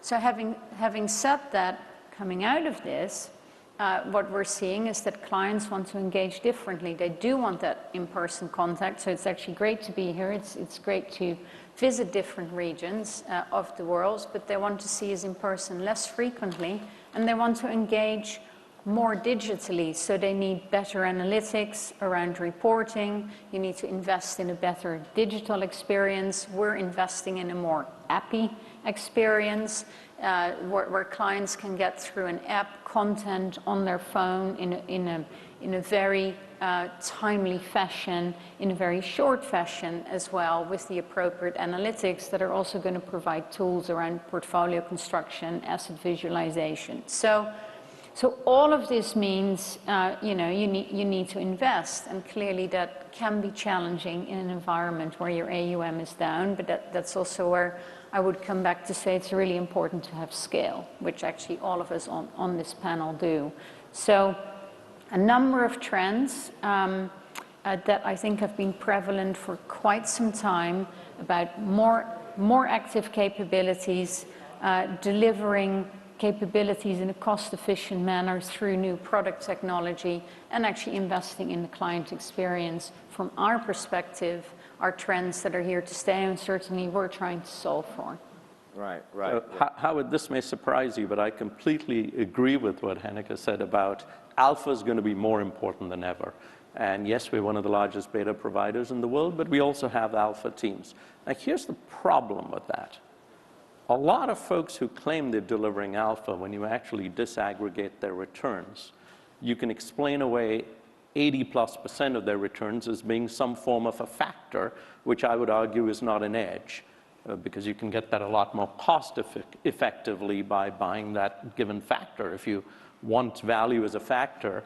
So I do think the true idiosyncratic alpha generators will be in greater demand than ever. But they're not as many as there are active managers who purport to be alpha generators. Yeah, absolutely. And whether the alpha generated over time really commensurate with the fee that they are demanding, this is something that we always look at. And it's, there's a lot of managers who can consistently deliver that over time and through the cycle. I think this is a challenge that institutional investor faces. And with this kind of drawdown, in this kind of environment, I suppose a lot of investors would, because of the shrinkage of their own balance sheet, they become a lot more ruthless in cutting managers, switching managers. And I don't know whether this is something that would make you see the industry more competitive and so more difficult environment for everyone. And also, do you see a pressure on fee on this? Or because more people switching to active, probably that's a fee positive. But with this kind of environment, is this something that you worry you about the kind of pressure on fee as well? Anyone want to take this? Well, I've been on many panels over the past 3 decades, and there's always been a topic on, is there pressure on fees? And I don't think that will really go away. So it really comes down to sort of the value for money concept, right? What is it that you're delivering for your clients? So if it's a true active strategy, are you delivering to the target, whether that's a benchmark-based target, whether it's an outcome-based target? And therefore are the fees appropriate?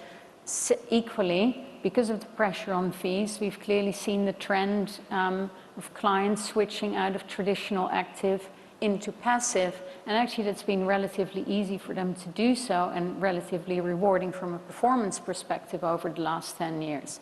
I think the current environment is actually a really good environment for active investment managers to prove their worth. Uncertainty creates challenges, but also really creates opportunities for the brave. The price discovery that was so much discussed at the previous panel, I have to say I agree with Luke, who mentioned very appropriately that price discovery is also a big feature of the public markets, and that is going to be even more important in the environment going forward. And there will be opportunities, and we see it in our own portfolios where we can find stocks that are outperforming the indices and delivering returns to clients, but you're going to have to look hard.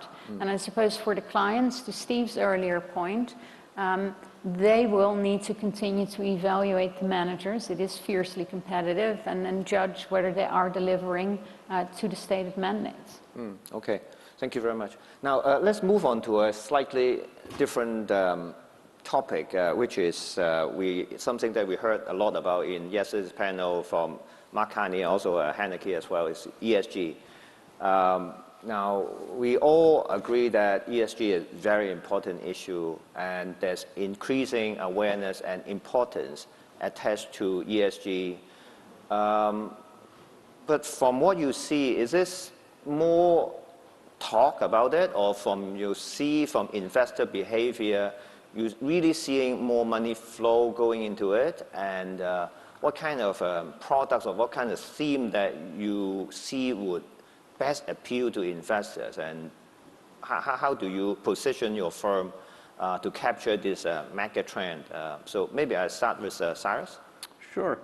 I think it's very different in different parts of the world. So Europe, I'm sure Hanneke will attest to, given that she lives in London, is very much still in sort of ESG demand is very high. I do think the US is becoming more politicized. And part of that, by the way, is I think there's a basic misunderstanding or confusion on what ESG means. And it does mean different things to different folks, so it's not unexpected that there's a confusion. I describe it as one of two different flavors, and unfortunately, the popular media, now aided and abetted by politics, sort of conflates the whole thing and mixes it all up into one big jumble. So you can think about ESG as an input, as you're looking along with the rich mosaic of more traditional financial metrics, how a company's strategy evolves, et cetera. You can think about ESG as another set of inputs, but you're using all of that in that rich mosaic to come out with the best portfolio that's going to give you the best risk-adjusted returns from your portfolio. So that's one definition. The other definition is, no, I want a positive ESG score portfolio, and therefore the objective function is now get me a positively scored ESG portfolio. And by the way, since nobody can agree on the scoring, you can do whatever you like with that. I was with a client some years ago who told me that in a year he had reduced the carbon intensity of his overall portfolio by over 25% in 1 year. Is one of the largest sophisticated institutional investors in the world, and I couldn't imagine how he would have shifted his entire portfolio. This would have been tens of billions of dollars of shifts. So I said, wow, that's really interesting. How did you do that? How did you not sort of impact markets? And I kept trying to wrap my head around this, and he said, Cyrus, I just changed data providers.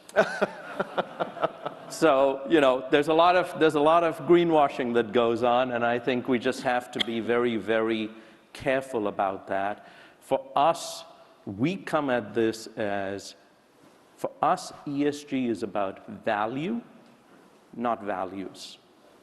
And that's been our compass on this topic. Now, don't get me wrong, if a client wants to express his or her values, that's fine, because it's the client's money, it's not my money. I'm investing on behalf of clients. So if a client wants to remove, pick your favorite thing, tobacco, guns, what have you, from their portfolios, that's fine. But if we are making the decision, it has to be about value, not values. I might just build on that. Very similar philosophy at our firm as Cyrus outlined. What I would say is the secular interest, demand, commitment to ESG is strong and growing. And it's becoming more nuanced, and I think there's a recognition that it's very complicated, and it needs all of our efforts and brains to actually really keep studying it and making good judgments. And it's not as simple as, we're going to define this company this way and that company this way by, these three scores. And so that is giving me a lot of optimism that, yes, the trend is real, but it's becoming more nuanced. So I just want to tell a story. I was in Europe several weeks ago, and a client proactively asked me about nuclear energy that previously that client had just said nuclear energy shouldn't have been something that would be invested in. And they asked, how to think about defense companies, given that the NATO countries are going to invest 2% in the defense. So those to me were good examples of, yeah, it's a complicated question. It's not one anyone could just answer just like that. And we have work to do to incorporate all of these factors, as Cyrus said, to reach good decisions. And we too have applied a value approach, a non-concessionary. ESG factors are part of making good investments and generating returns for clients. And we think that the ESG factors are more and more influencing the prices of securities and need to be factored in order to do an excellent job for the client. So how we're dealing with it, we're kind of focused in 3 areas. Number 1, our edge is research and engagement. So we are spending time with every company around the world where we have any of our clients' capital, and including some where we're considering whether to put our clients' capital at risk, and really spending time working with them on obviously climate issues, like what are your science-based targets to understand your carbon profile. But we understand there's a lot to be figured out. It might not all be buttoned up today, but it needs to be headed in the right direction. But it also involves other things, like if you take healthcare companies, understanding product safety and quality issues. If you take payments companies, cybersecurity risks. So looking at all of these risks that could impact different companies in different ways. We have a dedicated ESG research team that works alongside our equity analysts, our credit analysts. We tend to meet companies with those 3 analysts all together, really taking that full mosaic in to really understand and come up with good decisions in our portfolios. The second is there's a lot to learn, so we're doing a lot of primary research. We have engaged in 2 scientific research relationships, one with the Woodwell Institute around physical climate risk, mapping the risks around the world, drought, fire, heat, flood, and understanding the implications of those on capital markets, on the companies or municipalities that we invest in. And we have more recently entered into a research relationship with MIT's joint program on the science and policy of global change. And that research is going to be focused on transition risk. And how do we get to a more climate-friendly set of energy policies and principles? We probably can't just do it by flipping a switch. We actually need to think through each of the energy sources, think through the path to get to where we're going, and we're very excited about that research to allow us to engage with companies on how they can get to, what Mark Carney was describing, get to this path that we're heading. And then the last thing is, as Cyrus alluded, there are investment opportunities. If the world is committed to addressing climate change, there are going to be some growth businesses out there in helping the world get there. There are lots of companies that are really focused on helping the world get to a better place on climate, on other social issues. You think about food insecurity, water insecurity. And so for clients that want that, we have portfolios that are very focused on taking advantage of the growth opportunities of the impact that we're trying to create both in equities and bonds, but with a goal of achieving a return, not just achieving the long-term impact. But I suppose this is still very much a life issue in terms of data, taxonomy, and even clients' understanding and his value and values of ESG and client engagement, I suppose, is very much important in addition to your engagement with companies, right? Okay, so with that, Hanneke, anything to add? Yeah, no, I think you just made a very relevant observation. We spend a lot of time at the moment actually educating clients, clearly in terms of interest. A lot of it started with our European client base. From our perspective, most of our managers have actually their origins in Europe, so we feel very confident we actually have in-house strong ESG credentials. And I agree with Cyrus, this is really, we think about ESG as an input into the process and helping us determine the value of the underlying securities. But then once we go to the US, where the environment has become so politicized, I find when I speak to clients in the US, very quickly you get into a lot of potentially confusing conversations. Are you talking about ESG? Do you really mean sustainable or social impact? Are you boycotting energy companies? No. But so there's a lot of time spent on the educational piece. And then finally also working with regulators, right? It's really important, and regulators around the world, including here, have issued guidelines, and I think it's really critical because we need the end client to have confidence in the taxonomy, right? In the labeling of funds, in the taxonomy and vocabulary of ESG, because otherwise they actually won't be investing in it. And I think there's some really good work that has already been done in terms of clarifying that, and I know we're actively engaged. I'm sure my colleagues here on the stage are actively engaged with the regulators as well to land that in a good place. And we've also been very pleased with the global coordination on the part of regulators. So for us, ESG is very similar to what Steve described, very much integrated into the research process. It is way more than the E, although that does capture a lot of the headlines. I spoke about this at the panel yesterday, that some of our research is showing that about $100 trillion is needed in capital, which will create, I think, very exciting investment opportunities to get the world to meet the goals that were set out in Paris of achieving net zero by 2050. But that, if we get there and we take advantage of these opportunities, I think there's sort of two wonderful outcomes. Not only will you get a massive payoff to society, right, to achieve these goals, but I also think it will really offer the opportunities for some very interesting financial returns. And being here in Hong Kong, I have to say it's somewhat reminiscent of the opportunity that China represented in the early 90s, and listening to Bill Conway talk about, the $350 billion in GNP that has become to $17 trillion. I don't know what the $100 trillion would equate to, but I do think it could be a transformational opportunity for the investment community, and that to me is exciting. Yeah. Thank you very much. Now, we are a few minutes away from the appointed time for this panel. Perhaps I now open up to the floor to see whether anyone has any question for the panelists. We have microphone in standby. Yes, this gentleman over there.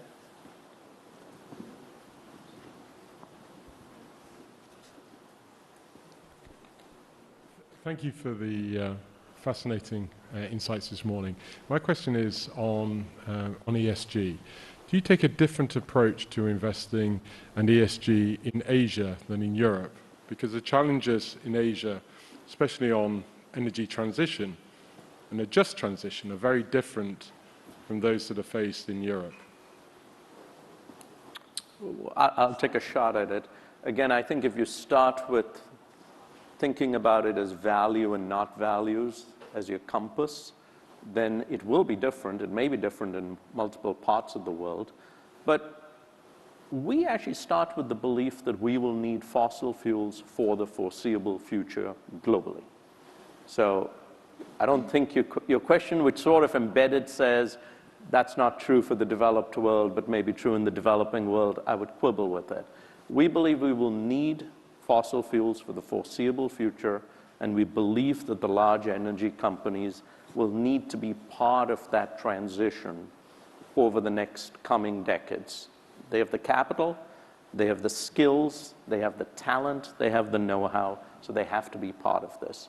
And I do think that's some of the unintended consequences, and Hanneke, some of your points just sort of triggered this thought for me, that there are things that are happening in parts of the world that actually trouble us in the way people are going about the climate transition. And I'll pick on three. There's probably a longer list, but I'll try to be succinct. The first is decarbonizing a portfolio is not the same as decarbonizing the world. So we fundamentally believe in engagement, not divestment, because you can decarbonize a portfolio really simply, but I'm not sure the world's a better place for it, candidly. The second thing, and Steve talked about this in his client that he met, in Europe in their conversations about nuclear. We do think the taxonomy is dangerous. We think this green versus brown should probably stay with kindergarten. I think it's a more nuanced conversation. We like to think about it as a spectrum from dark brown, think thermal coal, all the way to dark green, probably think wind.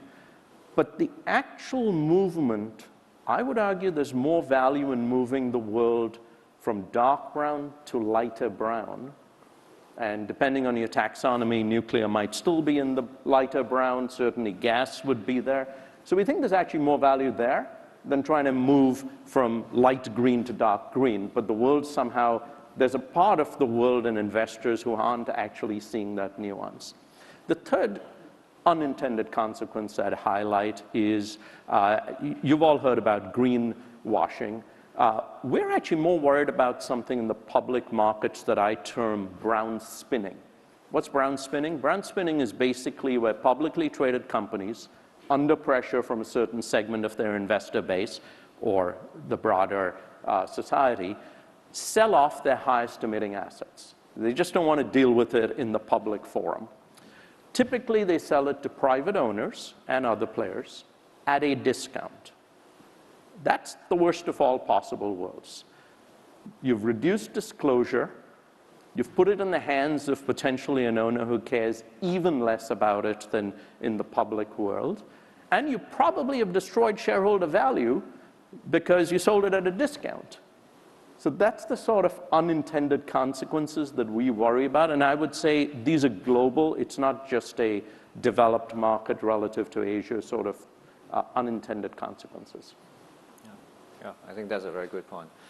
I see one more hand at the back. We have all seen China equity markets has been recovering over the past 2 days.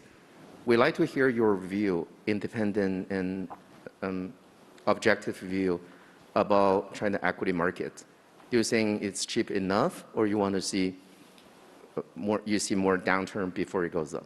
And if it's the later case, what are the key catalysts for you to see before you see the market to go up? Thanks. Steve? Sure. So, within the walls of Wellington, there are going to be many opinions about China equity markets or any equity market. But I would say, those of our teams that are very focused on China are definitely paying close attention at these levels. There are some interesting buy opportunities, and always done in the context of evaluating the backdrop. To the extent confidence grows around reopening, then there are going to be some companies that are going to have some big opportunities to grow revenue. So I think that's one thing. What we always talk about, geopolitical tensions, that's probably going to be one that has to be factored in and will ebb and flow over time. But in general, continue to have the view that there are a number of exciting companies in China that are broadening out the middle class, that are deepening the consumer sectors, that are deepening the healthcare sectors, and technology. There are just a lot of exciting opportunities. Any one company at any time might be more interesting than another. But in general, right now at these levels, I would say we're attracting interest and picking securities as best we can. Okay.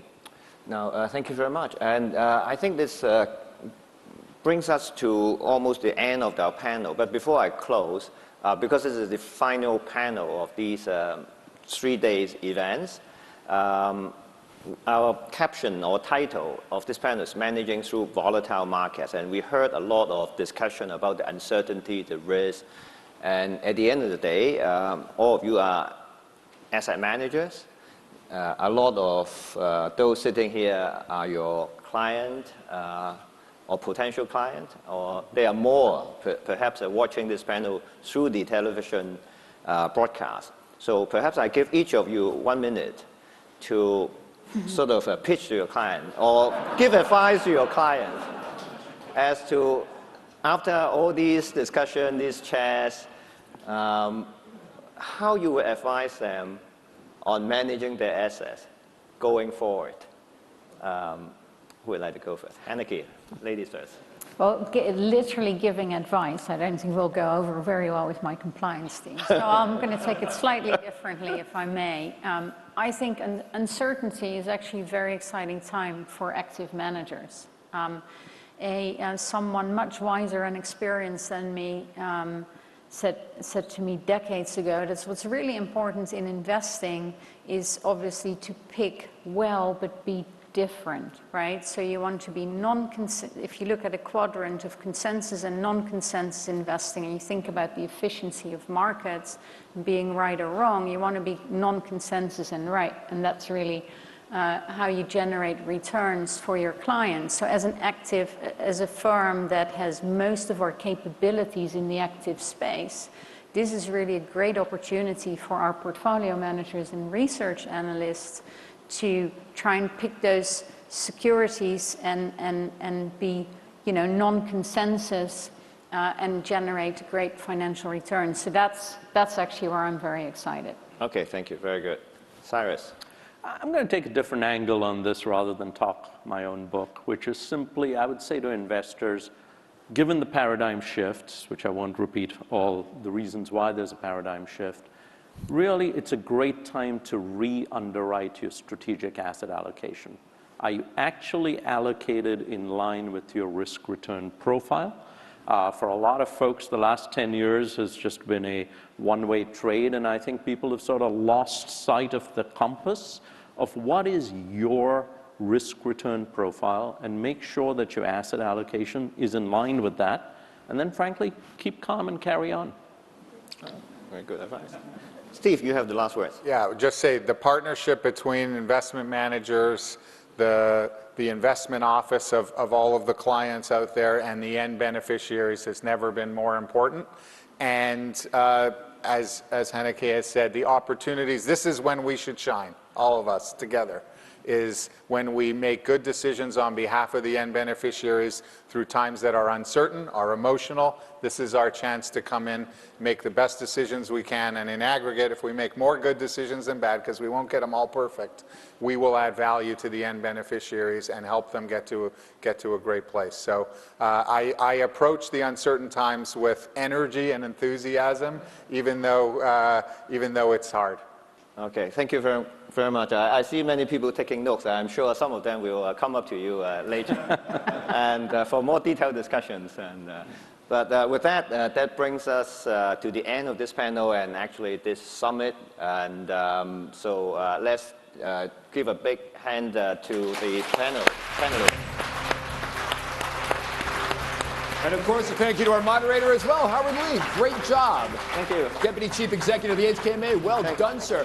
And if I can have the four of you forward.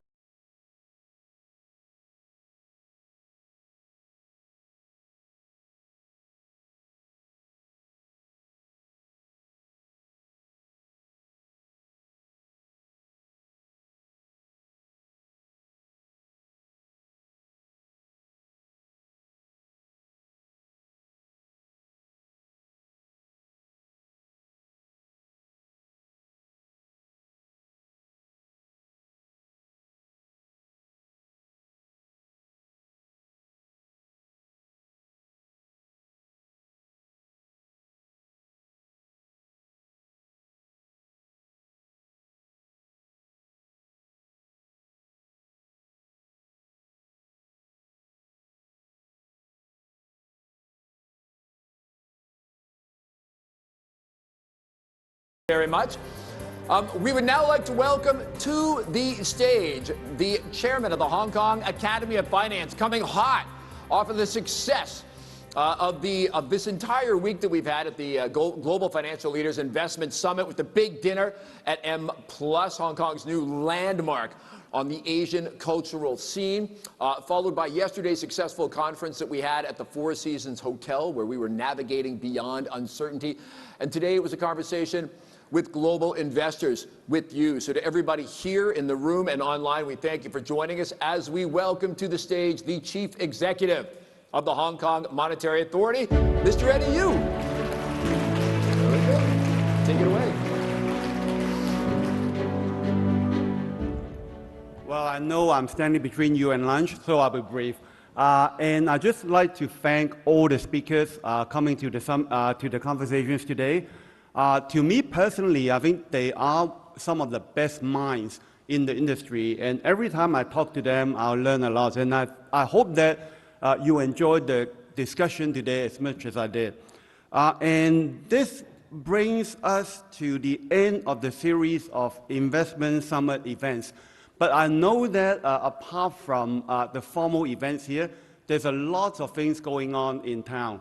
Parties, events, seminars, drinks, good food, good wine. And the buzz and the energy of this city is coming back. And what's more is that FinTech Week is still going on. Rugby Sevens is about to come. So I hope that this week will really mark the beginning of our path to normality from now on. And finally, I would say that thanks very much for coming. And as I said yesterday, we'll be back next year, same time. I'll see you next year. Thank you very much. Thank you, Eddie. Ladies and gentlemen, serious business and serious fun. Eddie Yu and Hong Kong.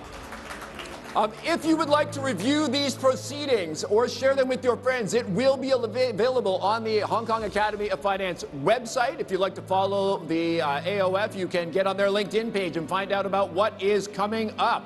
And with that, we will close the week. Ladies and gentlemen, thank you for joining us. I'm Andrew Work. Go forth and prosper. Thank you.